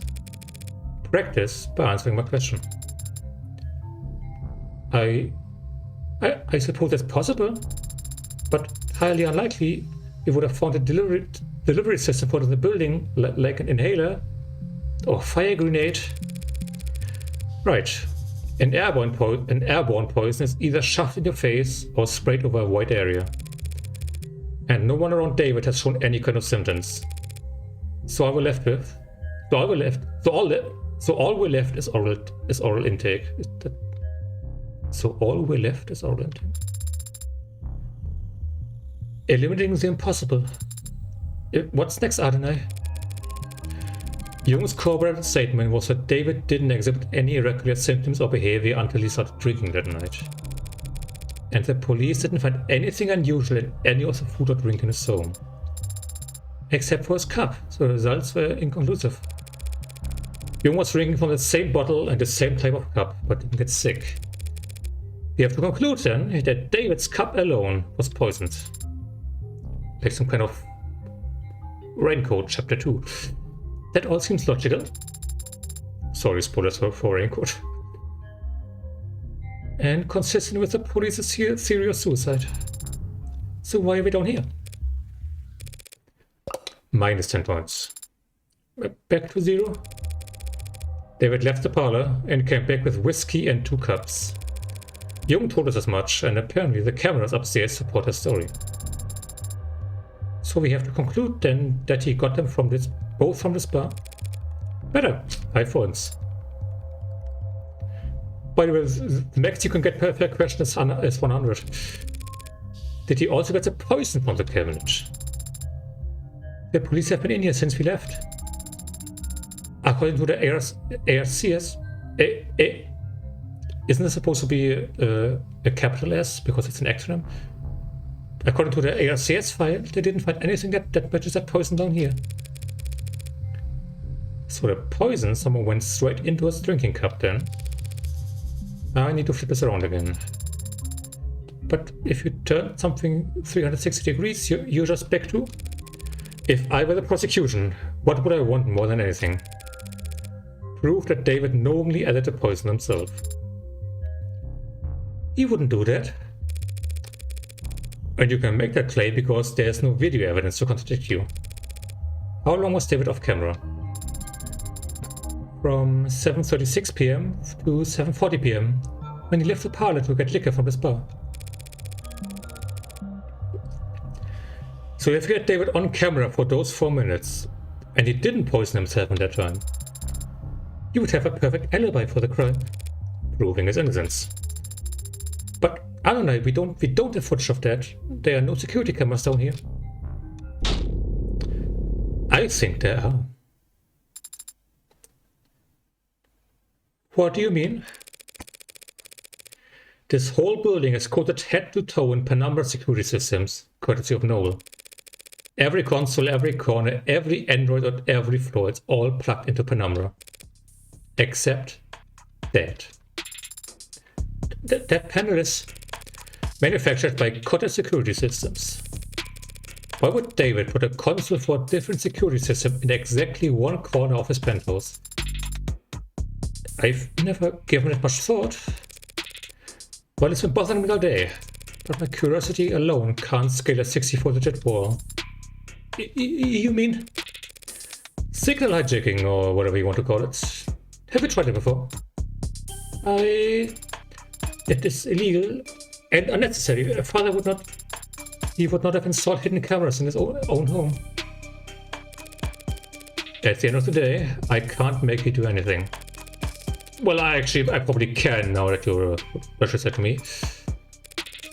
But aren't you the one who wanted to prove his innocence? Eliminate the impossible. I will need your express verbal command. Not like David can press charges against us at this point. Do it. I'm sorry, was that a Star Wars prequel reference? How do you know this? Anyway, did you really need me to say that? For the purposes of record keeping, yes. I've gotten past the 64-digit code, and I have found cameras. There are a number of them embedded in the room's walls and ceilings. As you theorized, they are on a separate network from the rest of the building. Where are they feeding to if not the penumbra system? Behind my hibernation unit. False wall in the back of a safe. I don't understand. Why would Father possibly have a hidden system of cameras inside his own home? Beats me. He was brilliant and more than a little odd. Thrown a little money and art becomes eccentric. I see. I think.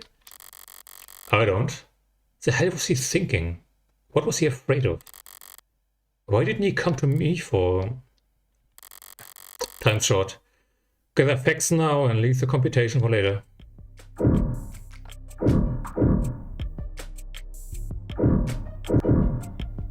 Any new dialogue? So is that the original? It was appraised and confirmed to be genuine. At least you didn't get ripped off. I'm a Philistine when it comes to this kind of stuff. What does an android see? I see a meeting. Or perhaps an encounter? Two apex forces of nature. Two kings of the forest. The stag and the tiger. I think.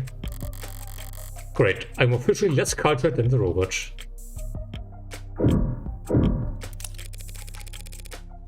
What did David even do with all his equipment? Dry his laundry?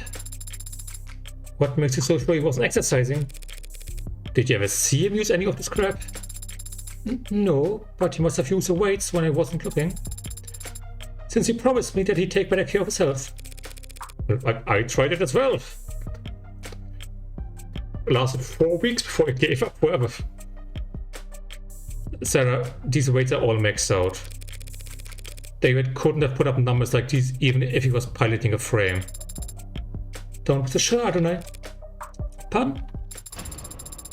The following is a true story, based on primary sources who were present for the event and its aftermath.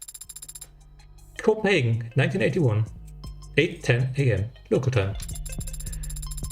A towering man with the musculature of a world-class professional rugby player enters the Global Donkey Bank on Fredericksburg Lane.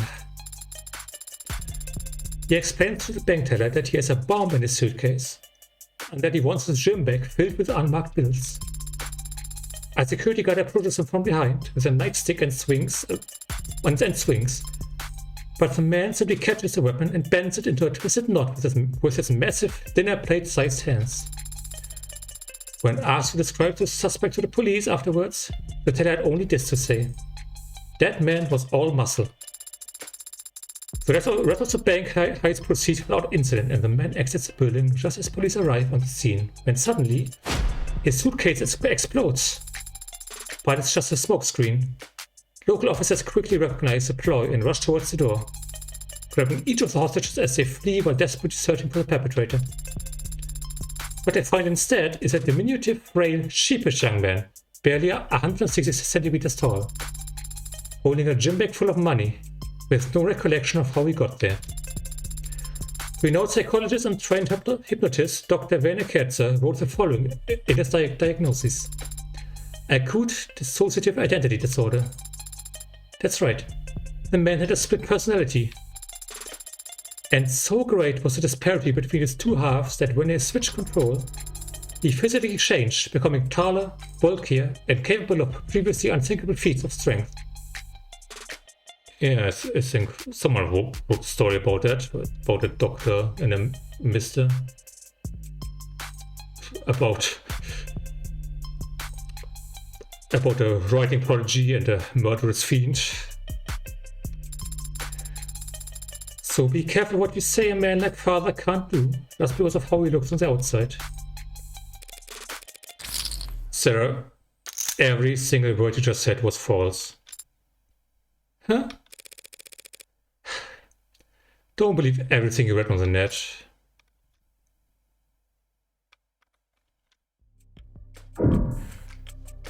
Of the Devil officially is a better D&D rap among its genre, by not having any, which is a low bar to clear. The liquor cabinet is Mystery Hinges one. The police have been through it all by now, and they didn't find foreign contents in any of the spirits. No poison will be found here. Well, not that kind of poison anyway. In which case, can I make you anything? Well, if you're offering, I'd have... sorry, you're way underage, aren't you? 2 years old or whatever? Technically. Took that one a lot worse than I expected. See up. Maybe you'll find a mocktail if you climb to the top of the ladder. Mocktails mixers, I'm not going to sing it. This is a rolling ladder, a kind of step ladder. Not a ladder. Get it? Ace Attorney. What? I thought we were doing Danganronpa references. Like every other fucking Let's Play on the channel. Remember, a ladder extends, but a step ladder folds out. And it's important to know the distinction. I bet my life savings that this subject will never come up again. Ever.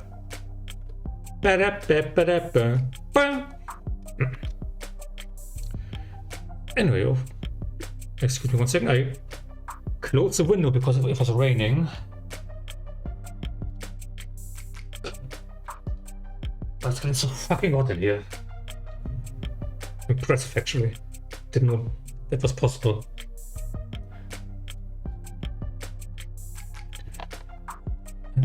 Let's see, anything else we can look at?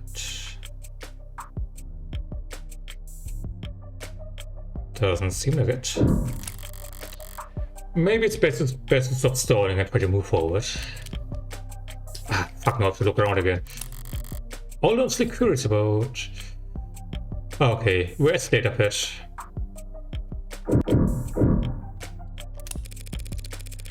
What's the story with this anyway? Some kind of fault at the foundation? I don't know. I never noticed that crack before.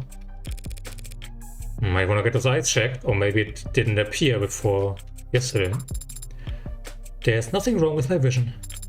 These characters must have been created during my most recent hibernation. How? Did David drop a weight a bunch of times over and over in the same spot? Alright, let's refocus here.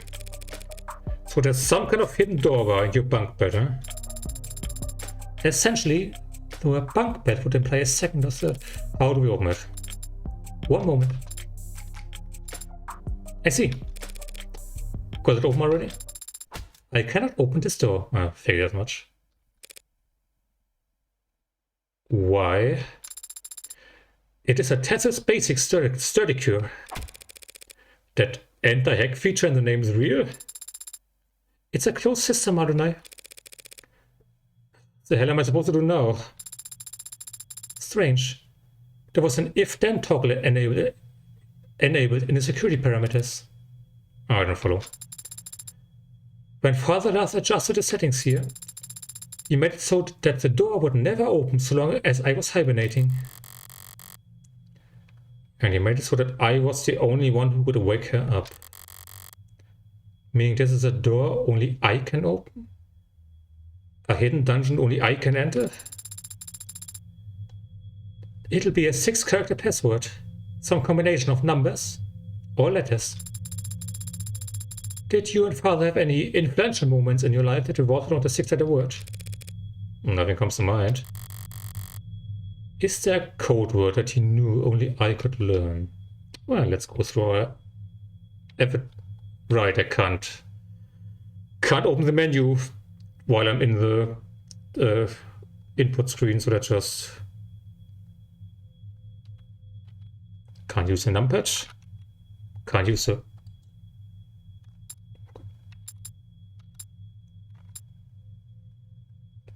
Oh fuck, I messed it up. Oopsie. No dice. Okay, now I can. Let's see. Let's see our evidence first. Counter corporate espionage.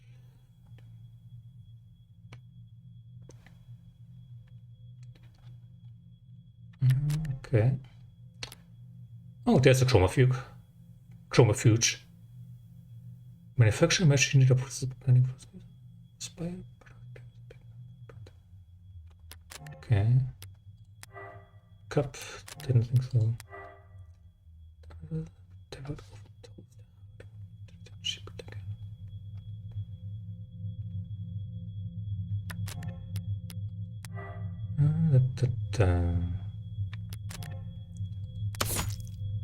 Oh, is it Serra's price? Evaluation of Android Serra's financial value by an insurance algorithm takes into account the fact that Serra is the only known Android made by David Ashur, the last known piece of tech he worked on, the fact that he is now deceased and cannot create anymore, the fact that Serra is one of a kind, the value of your components used in a construction, and the potential profits reaped from the experimental technology contained within it. Totals to... Oh, it doesn't say. Well, it was worth a try. What it was... Yes.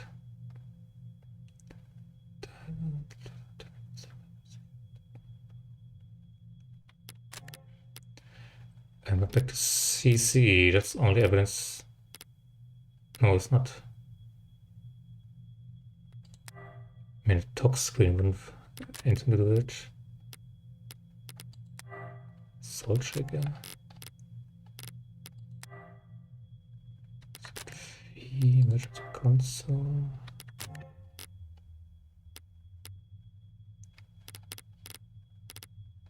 Something only Morgan could learn.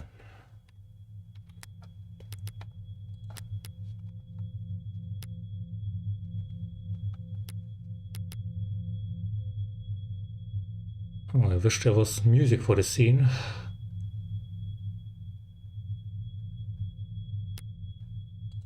But also playing for this also.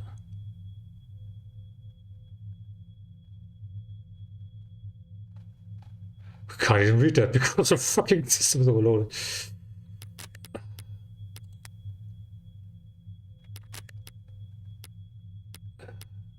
Cube.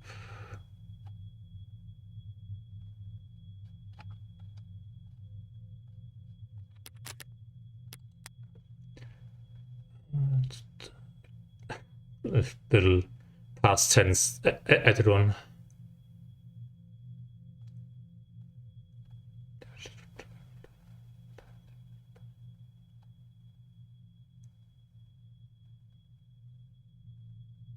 Citation needed.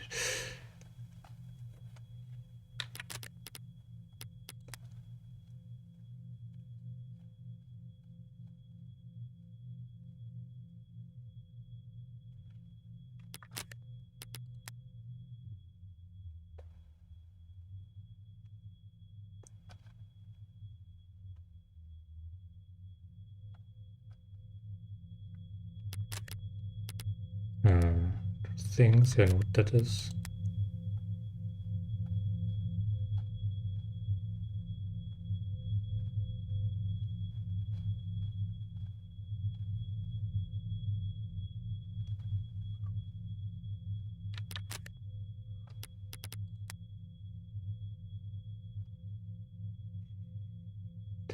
Soy slop?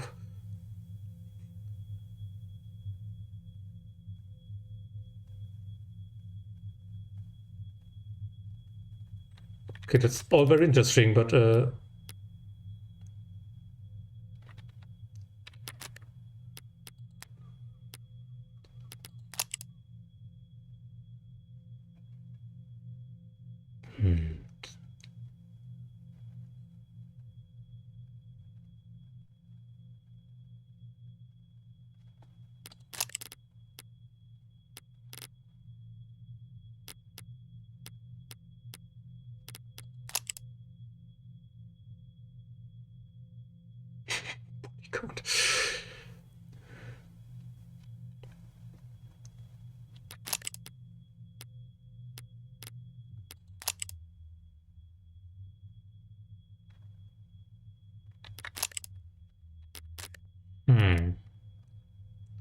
No dice.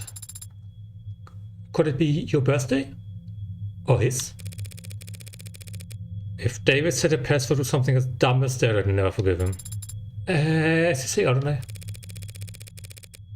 No, he would have picked a code whose significance was only obvious after the fact. Code whose significance was only obvious after the fact. Fucking...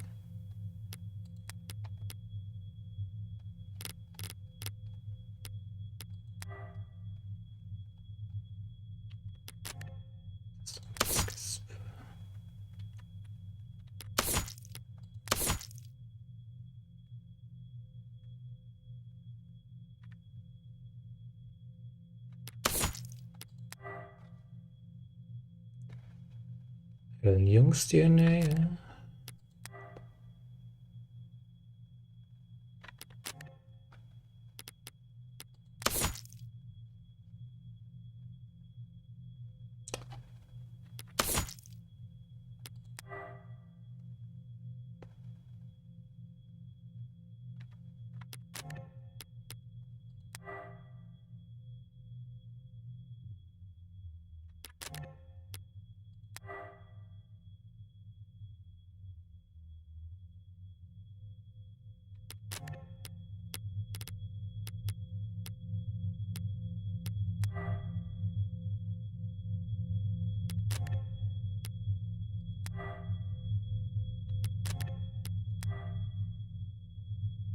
This must all be terribly exciting.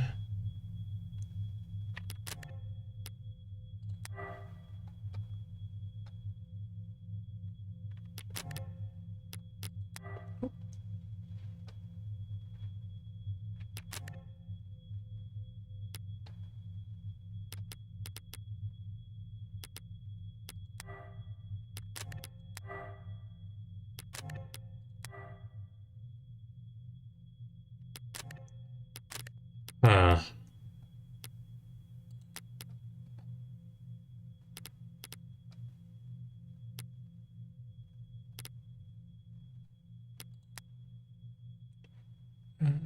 Electronics on 44 hours.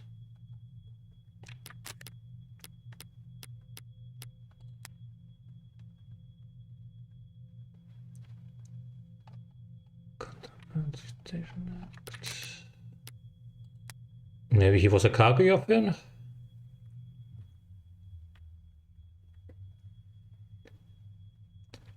A 1,086 years old, I believe it. 31-year-old woman.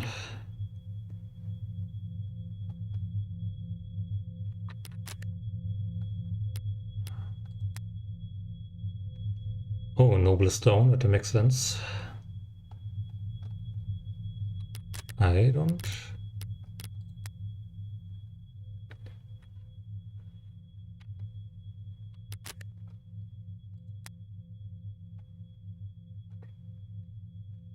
Fucking ads everywhere.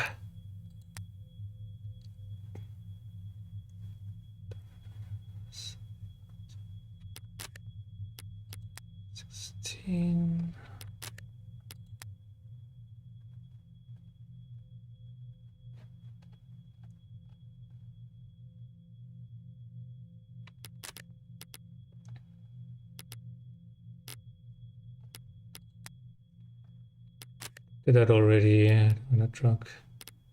Inhaler. So.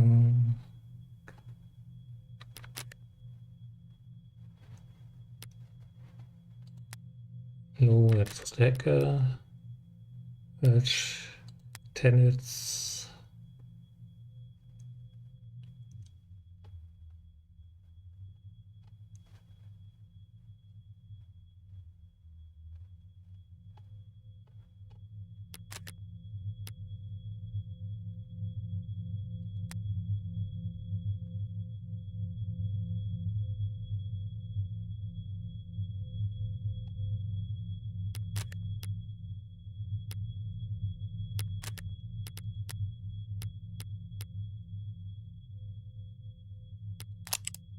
Let's look at Jung's profile.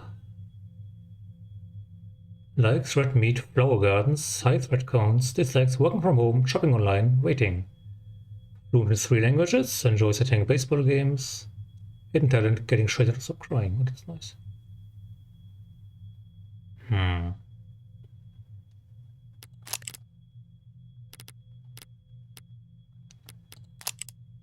The coroner, I don't know what that would.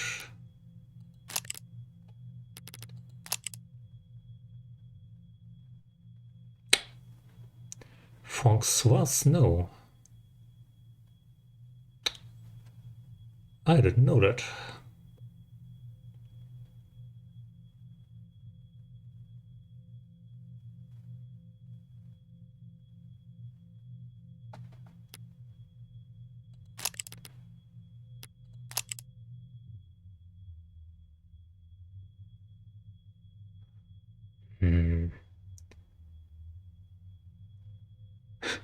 Favorite quote and don't request.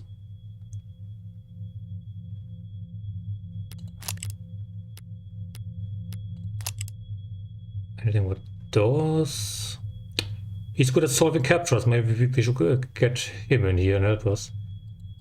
Hey, I'm stumped.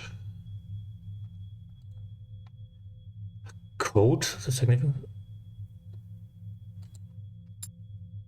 I mean, I can't put letters in here. Let's just... It's a 6-letter word. I thought of that. That wouldn't work either. Perhaps a deep breath would help you refocus, Adonai. I feel like I'm taking a multiple choice test, Serra. Either I know the answer or I don't. Apparently I don't. I see. So do you know the answer, Adonai? I'm getting there. No fucking idea. I mean, last time we got the code from the painting, but...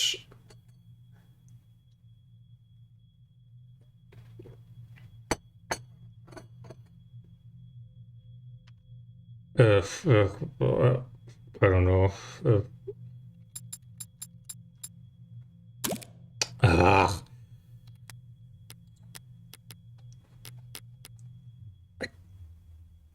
don't have Porter's account in here or anything that I can read back. I think I don't remember. Did he say that the date when they started dating? Something like that. wouldn't really fit because it's almost like a birthday. Actually, help me out here, Serra. Don't get discouraged, Adonai. I'm not. I can feel it on the tip of my tongue. Really, Adonai? On the back of my mind. Don't give up, Adonai. Oh, echoing in my ears like a ringing. I can't quite. What, now you climb up? I thought some quiet might help us all. That's why I turned off the background music and all. I don't know. I'm hoping they'll give me some hints if I just keep getting it wrong.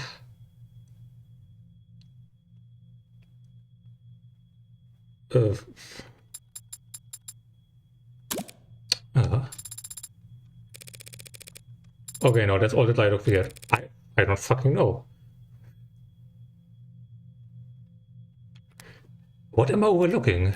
Wait, why would it be in London's profile? Victoria Masters. Weight depends on the time of day, would it make sense? Detective Reyes. Wait.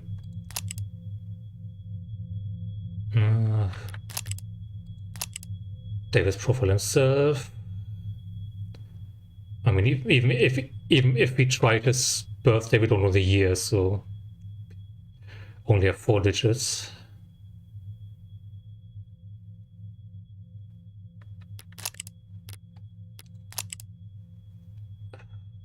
Why would he have anything to do with it? Brand doesn't factor in it at all.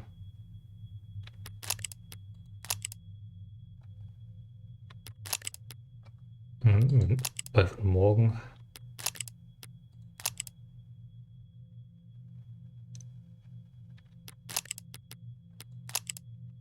Back to Reyes. Serra, Sato, and Starling are the last ones.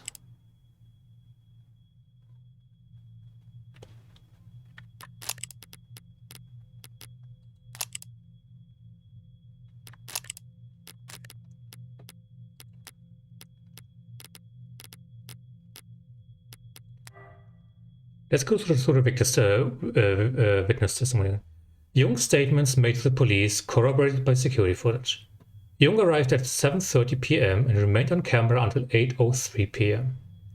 Jung spoke with David Ashur in his parlor before he left to retrieve liquor from his basement at 7:36 p.m. Upon returning at 7:40 p.m., the two of them continued speaking while they both drank from the plastic cups David Ashur brought up with him. David Ashur lost consciousness at 8:03 p.m. EMS were called from the emergency console in the kitchen at 8:04 p.m. David Ashur and the witness were taken to the Gatesfield Memorial Hospital at 8:08 p.m. That doesn't tell us anything. Jung story. David Ashur and Helen Jung saw that at Noble at the same time and position, they would often toast their hard-won victories with cheap liquor and plastic cups in commemoration of their first big win, convincing Noble to adopt what became known as a one-point doctrine approach to annual manufacturing, emphasis on quality.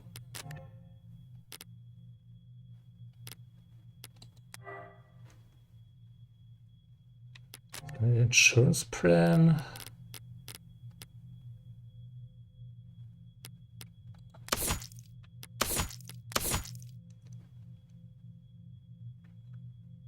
Nothing on here. Nothing that has 6 digits. Duck screen, we don't even know. Don't know what Serra's valued at. That happened after, so can't have anything to do with it. We don't know what the poison is.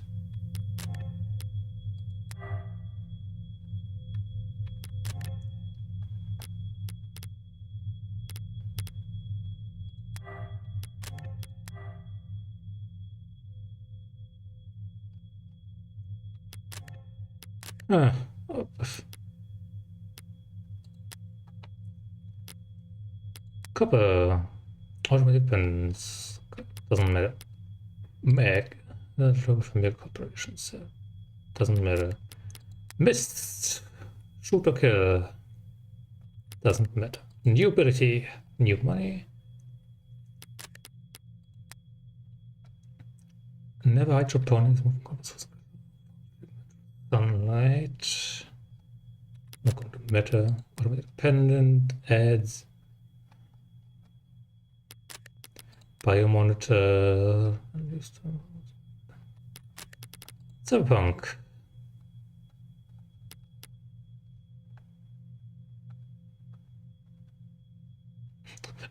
A corpse illegal. Mods. Don't know what that would matter. Preliminary hearing. A subpoena. There's a payment. That's where we got. Is it just the same number again? It can't be, right? 112558.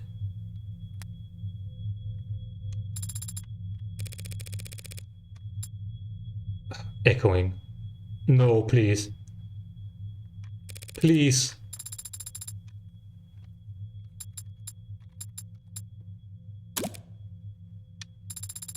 Oh, thank God. I would have been very angry. Yeah, nothing more but that. Copper flash wrap mag missing. 16. Blackford disaster. We already looked at this. CDCA.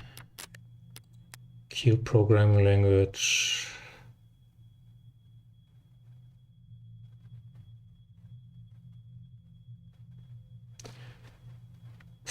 Rousseau is 6 letters. I don't know why the inventor of this programming language that he used would be the password, but what else do we have to go off on?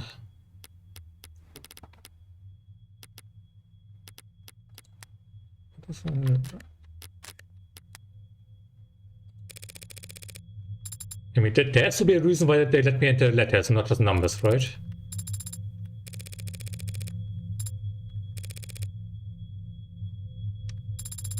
Actually, I thought of something else right now.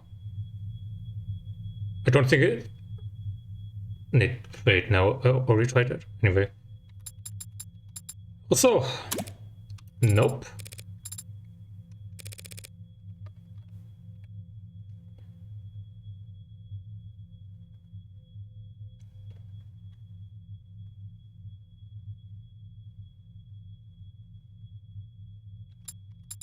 It's not Porter's name, is it? Also, it's his last name. It would be Isaac in that case.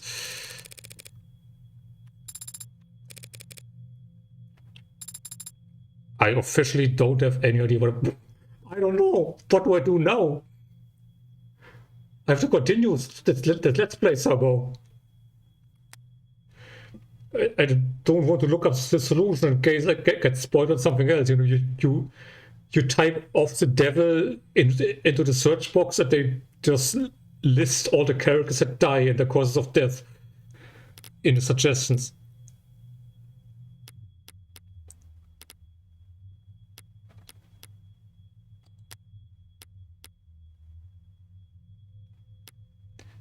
Sullivan's articles are all optional.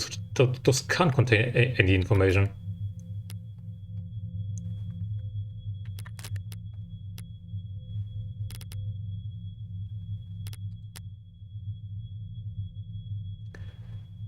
Well, I guess only thing I can do is risk it.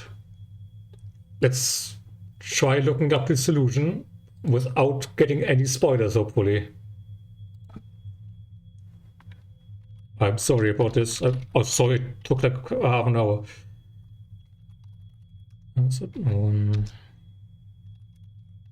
Password.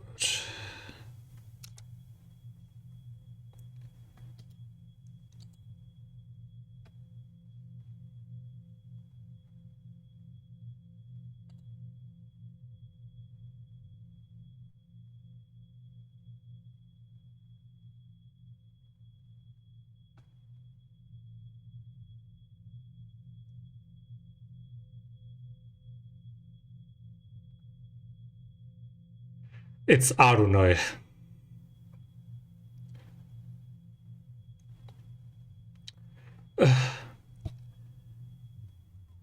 Thank you, Chloe Grabels on the Steam forums. Arunai. That's a 6-letter word we need. I don't think I would have gotten that.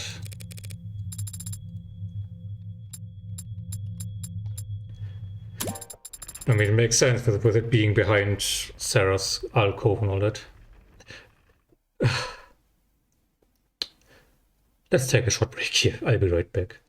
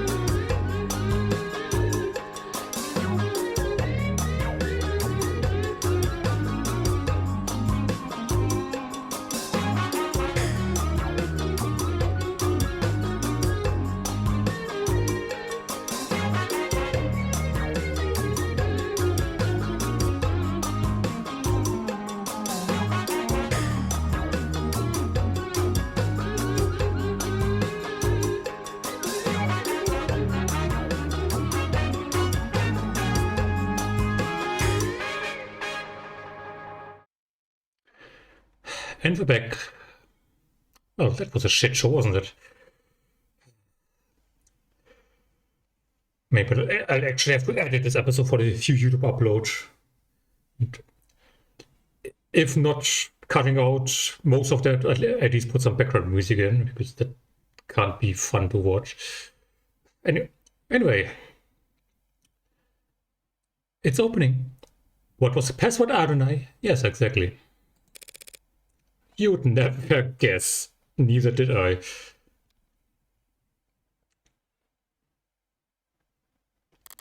I think if Adonai had showed up as a highlighted keyword in a profile or in one of the glossary terms somewhere, I think maybe I would have tried it, but anyway, let's not dwell on that. Did feel a bit out of character, David utilizing so much cloak and dagger tech. And I've definitely been struggling with the idea of him doing home improvement. But one step in here and it all makes sense. It's a panic room. It's scary. A panic room is a place for rich people to hide in when people start bouncing bricks off their windows. They're typically not even on the blueprints. So when sorry about it. So when Noble built his penthouse, one of the executives, someone slipped this into the mix, and it's remained in Noble's blind spot ever since. All David had to do was repurpose it. Make sure you're capturing all of this. I don't want to miss my one chance because of that discovery technicality. I understand, but you needn't specify. My memory is flawless. I can play back visuals, sounds, sensations. I can even give detailed reports on air particulates. You mean you can smell? Better than any human, and some canines. So, does it smell stale in here to you? Stale? It doesn't to me. Almost like someone's been in here recently. Almost like someone visits here frequently. Alright, let's try booting up the computer. You don't think the console is password protected? 2 physical doors, a 64-digit code, a half-tone Android, and a secret phrase. If David set a password on his PC after all that, I'm going back to the morgue to have a word with him. Good, it's already signed in. You looking for camera footage?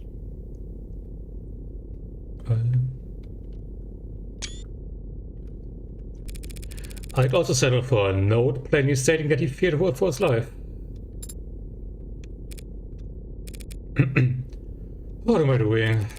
Here, you search for video files. They'll probably be timestamped and formatted for short-range devices. I have the subfolder. The cameras stream live data. The cameras stream live data constantly, but the files are clipped at fairly regular intervals. Once every week, it seems. The most recent video file here has footage going back 8 days. It was accessed yesterday at around 4 PM. You were asleep then, so the only person who could get in here at that time is David himself. Alright, let's see then. Of course, it's just that I am having difficulty. Try double-clicking. I've been trying to open the files from the moment I discovered them, Adonai. But they are encrypted. Oh, damn it, David.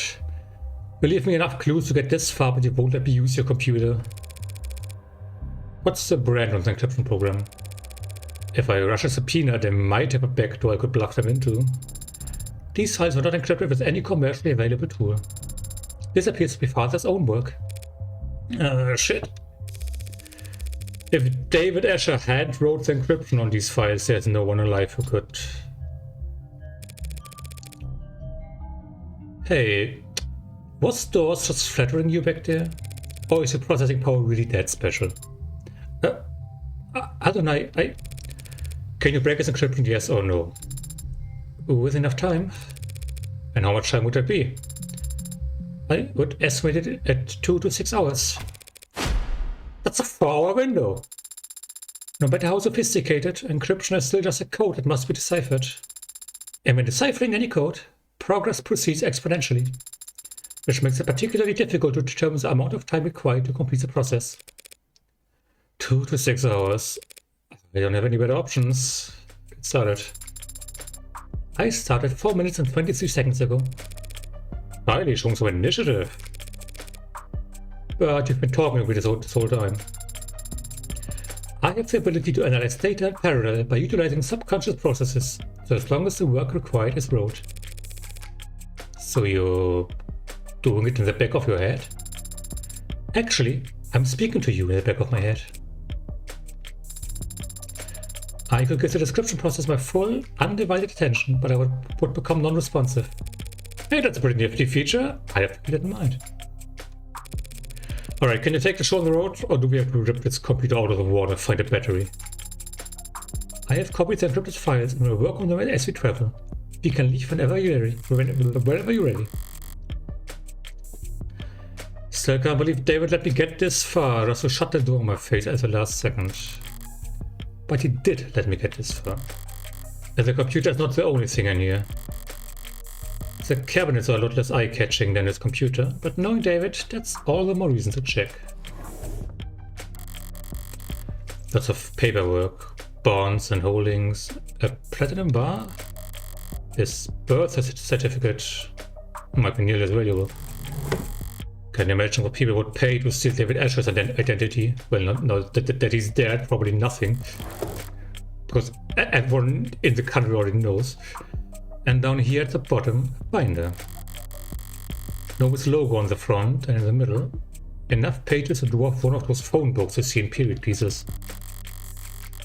They're masked in legalese, even on the table of contents, but basically, this is his employment contract. Can we look at that? A binder containing the full text of David Ashur's employment contract with Noble Electronic. Okay. So no details in this. Hold on to this for me. It must be very important if you're giving it to me. It's certainly very heavy. Was there anything else in there? I expect an updated copy of his will to show up. It is a possibility, isn't it? Maybe in a Cornwall murder mystery. A widely beloved and respected journal with over 2 centuries of... There's something else. Your papers. That Evangeline Morgan be given immediate and complete ownership of the android designated Serra. It's dated to a few weeks back.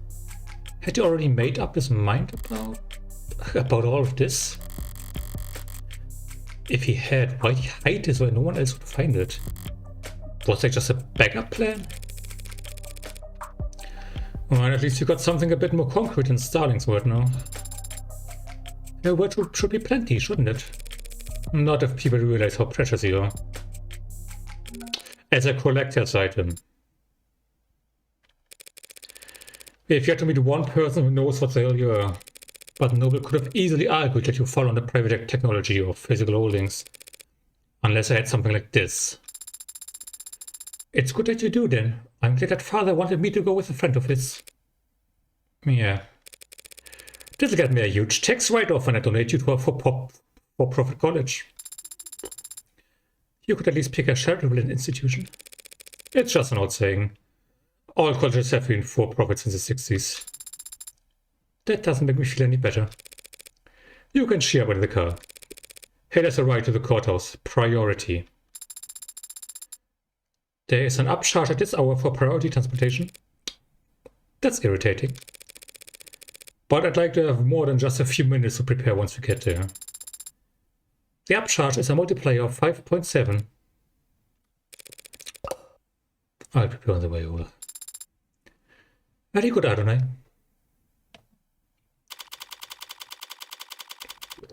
$5.48.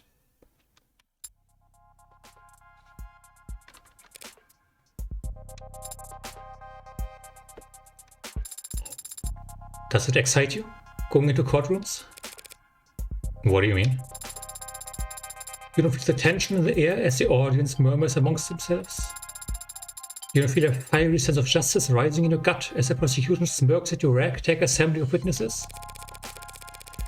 Do you really think this is going to be some kind of movie where the good guys save the day? Probably not. Though that would be nice, if it were.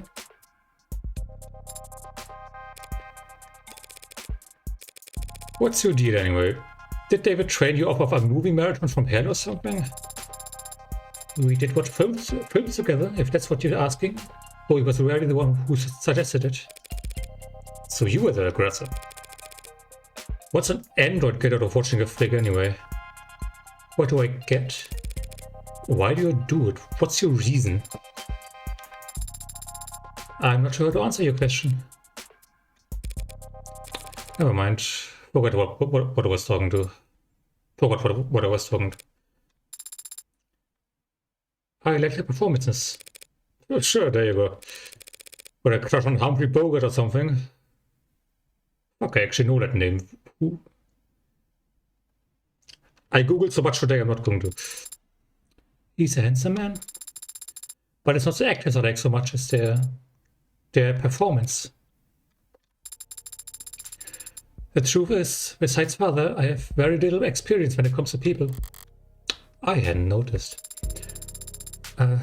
I read the net and I watch people and what they share of their lives. But it's also subtle, so hard to follow. There are so many unspoken rules that can't be taught, only learned, and I often struggle to grasp them. This robot has autism. You're also complex, so detailed.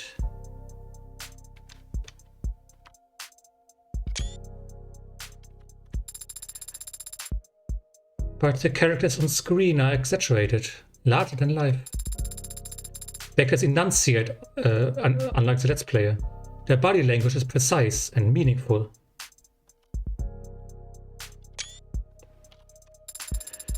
Their faces are bright and softly lit, and their eyes are... It's fiction. So these characters and their stories, they have a beginning, a middle, and end. And the people on screen don't ask anything of you except your attention. You can't disappoint them or make them feel awkward. You can just watch and learn. But what about you, Adonai? What about me? Do you like movies? Yeah, sure. Back when I was a kid. Really? Who was your favorite director? What was your favorite film? It was a long time ago. I don't remember.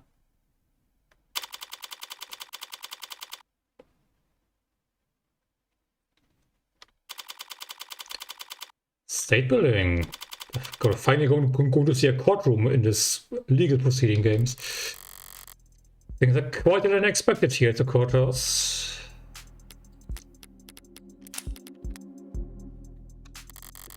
So I've always felt courthouse is a bit of a misnomer. Government building is probably the best way to describe these towers. All-encompassing and impenetrably vague. 100 floors of officials and documents and paper-pushing queues.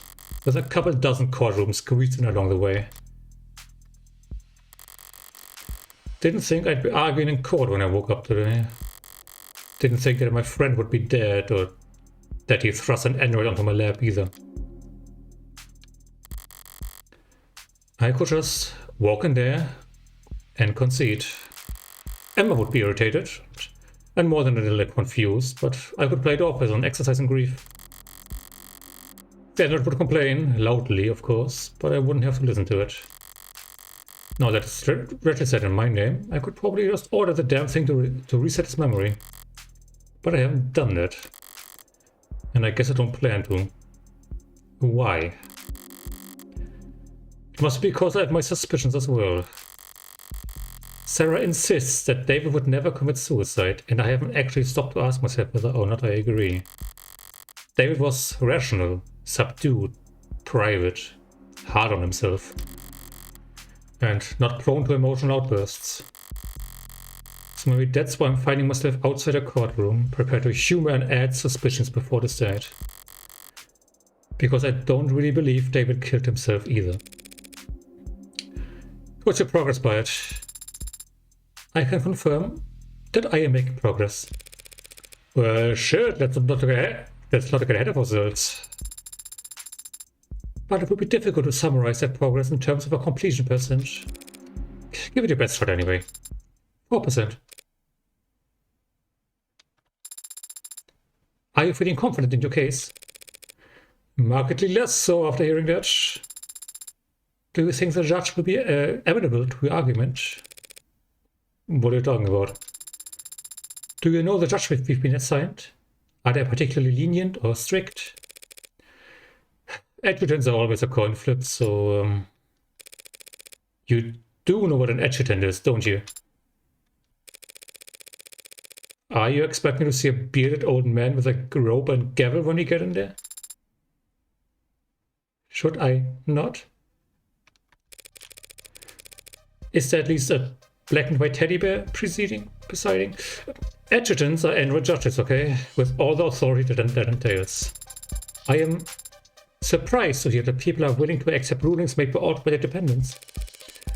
Rulings come from landmark cases in the higher courts. Those are passed on by actual judges, real people, with decades of study and experience. But not every eviction case or traffic ticket that ends up in court requires years of legal expertise. Sometimes all you need is a referee and a sentencing algorithm. So, androids are used to reduce caseload. Been that way for decades. But how is a law that replaced judges ever enforced? Wouldn't there be injunctions? Stalling? Judges did fight for years at every level and in every theater. But the public lost their patience for that kind of obstruction during the 60s. The state needed to shred budgets across the board, and so judges that couldn't be replaced by years of legal battles were instead ushered into early retirement by the unrelenting force of our great nation's accountants. And it's not controversial, having machines determine sentencing for human beings? Whatever controversy there is, it gets aimed at the machines, not the people who put them there. And the machines can't lose sleep over it. Besides, it used to be that even the most high-profile of crimes couldn't get a court date until weeks or months later. Nowadays, most crimes are prosecuted within a single business week. And that's not rushing things. Keeps people in my line of work on their toes, that's for sure. I'm just surprised to hear that there's so much haste. Don't they teach you about classical conditioning in an android school? You gotta feed the dog immediately after you ring the bell. If punishment doesn't follow the crime in quick succession, the lesson doesn't stick. I see. But if adjutants are so effective, why aren't they used in every trial? Why aren't they used in politics? That's a logical question to ask. And the answer is that logic only gets you so far when it comes to people. Doesn't everyone want the courts to be as just as possible? If adjutants are truly impartial and incorruptible, everyone wants justice, sure. But there are other considerations to be heard. Such as disgust. What? That's all people really care about. What all their morals boil down to. Just what they do or don't find disgusting, well, isn't that the truth? So, try arguing against the death penalty on the internet and you will want to kill yourself. Only problem is, everything's more palatable when viewed through a screen. So when everyone sees the world through AR and cameras and no one ever gets dirt under their fingernails, you'd be surprised what you can get away with. I don't understand. Yeah, well, therein lies the problem.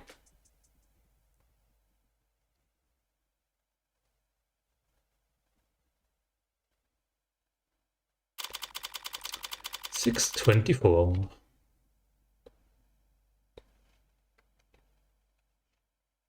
Alright, always forget I have to. Courtroom 4080. Emma, darling. But I'm thinking, maybe we're going to start our courtroom action next time. 3-hour stream should be enough to get a feel for it again. And next time, we're going to continue. Phew. I knew this chapter was going to be longer than the demo, obviously. I'm wondering how long it actually is, because it seems like we finished all the investigation. Which I suppose it's now time for the class trial, and that will take up the rest of the chapter, plus epilogues. Actually... No, where do I do that? Right now, it's on the phone. One thing we didn't do last time is customizing our phone, so let's get ourselves some charms. What do we want?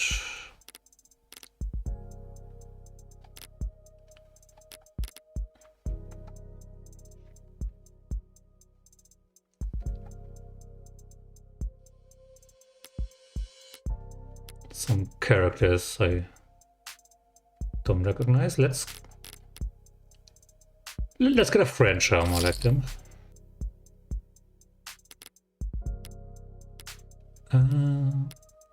Obviously yellow. Oh, yeah.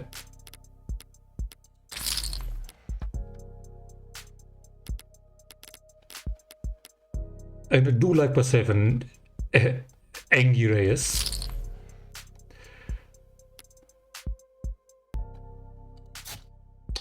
But do I like it more than Fran? Well, I guess we can change it out of next chapter.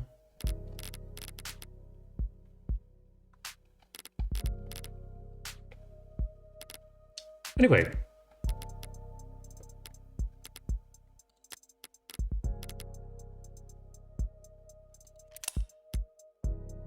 Don't know whether changing the phone needs to be saved in the day. Yeah, that's first stream in a while.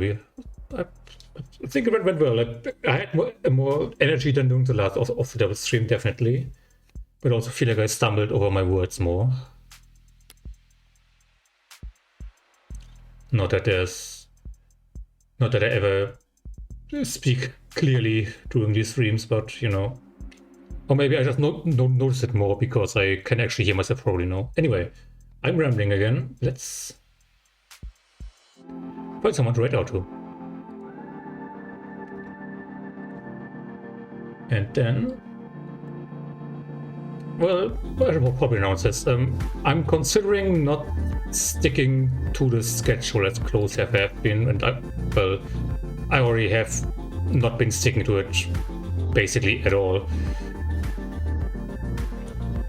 But I think what I'll do, I will stream whenever I feel like it. And I'll just be alternating between the narrative corner, i.e. of the devil, and the Kodaka Kazutaka variety hour, i.e. shoot and order, with every stream. And I guess Minecraft Hardcore can just go fuck itself. Sorry, but I don't have the time or energy for that at the moment. RIP Hardcore World, I guess. And that's going to continue until Deltarune Chapter 5 comes out. And as soon as that happens, I will stream that for as long as it takes to finish a chapter. So far, we've always needed 2 streams per chapter, except for the night fight in Chapter 3. Yeah, so that's how it's going to work. If it lines up, I'll try to stick to what the schedule says, but if I feel like playing either Shoot and Order or Of the Devil, I'm not going to wait until it's the right day of the week. So who's online? Lump Kitty has apparently got tired of Zero Ranger and is playing Void Stranger again. With oh no, that's a clip because she's in the Be Right Back screen. I was wondering, Void Stranger isn't 3D. Why does it look like that? Final Pizza, Red Stripe Emily, Avians, Eva Rain. Anyone else?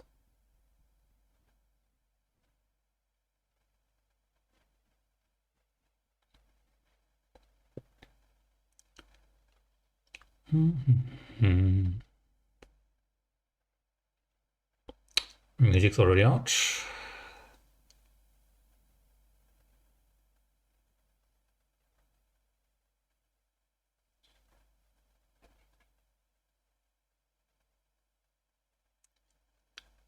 Bubsy 4D, which is apparently playable, which isn't a given with Bubsy games.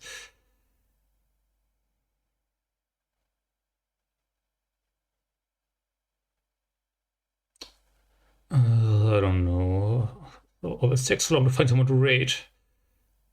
So indecisive.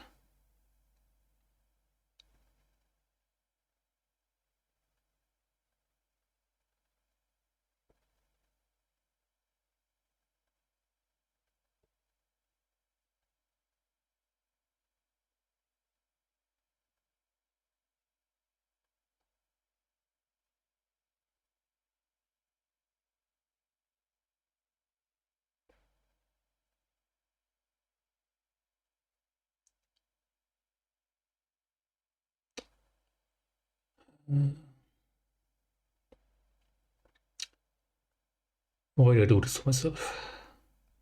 I could just end the stream. I don't have to raid, or I know it's a nice thing to do, but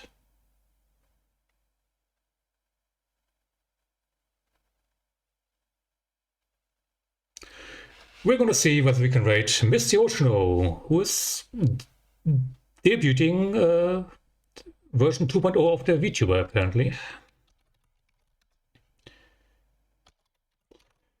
Don't know what they're playing. It's currently set to just chatting.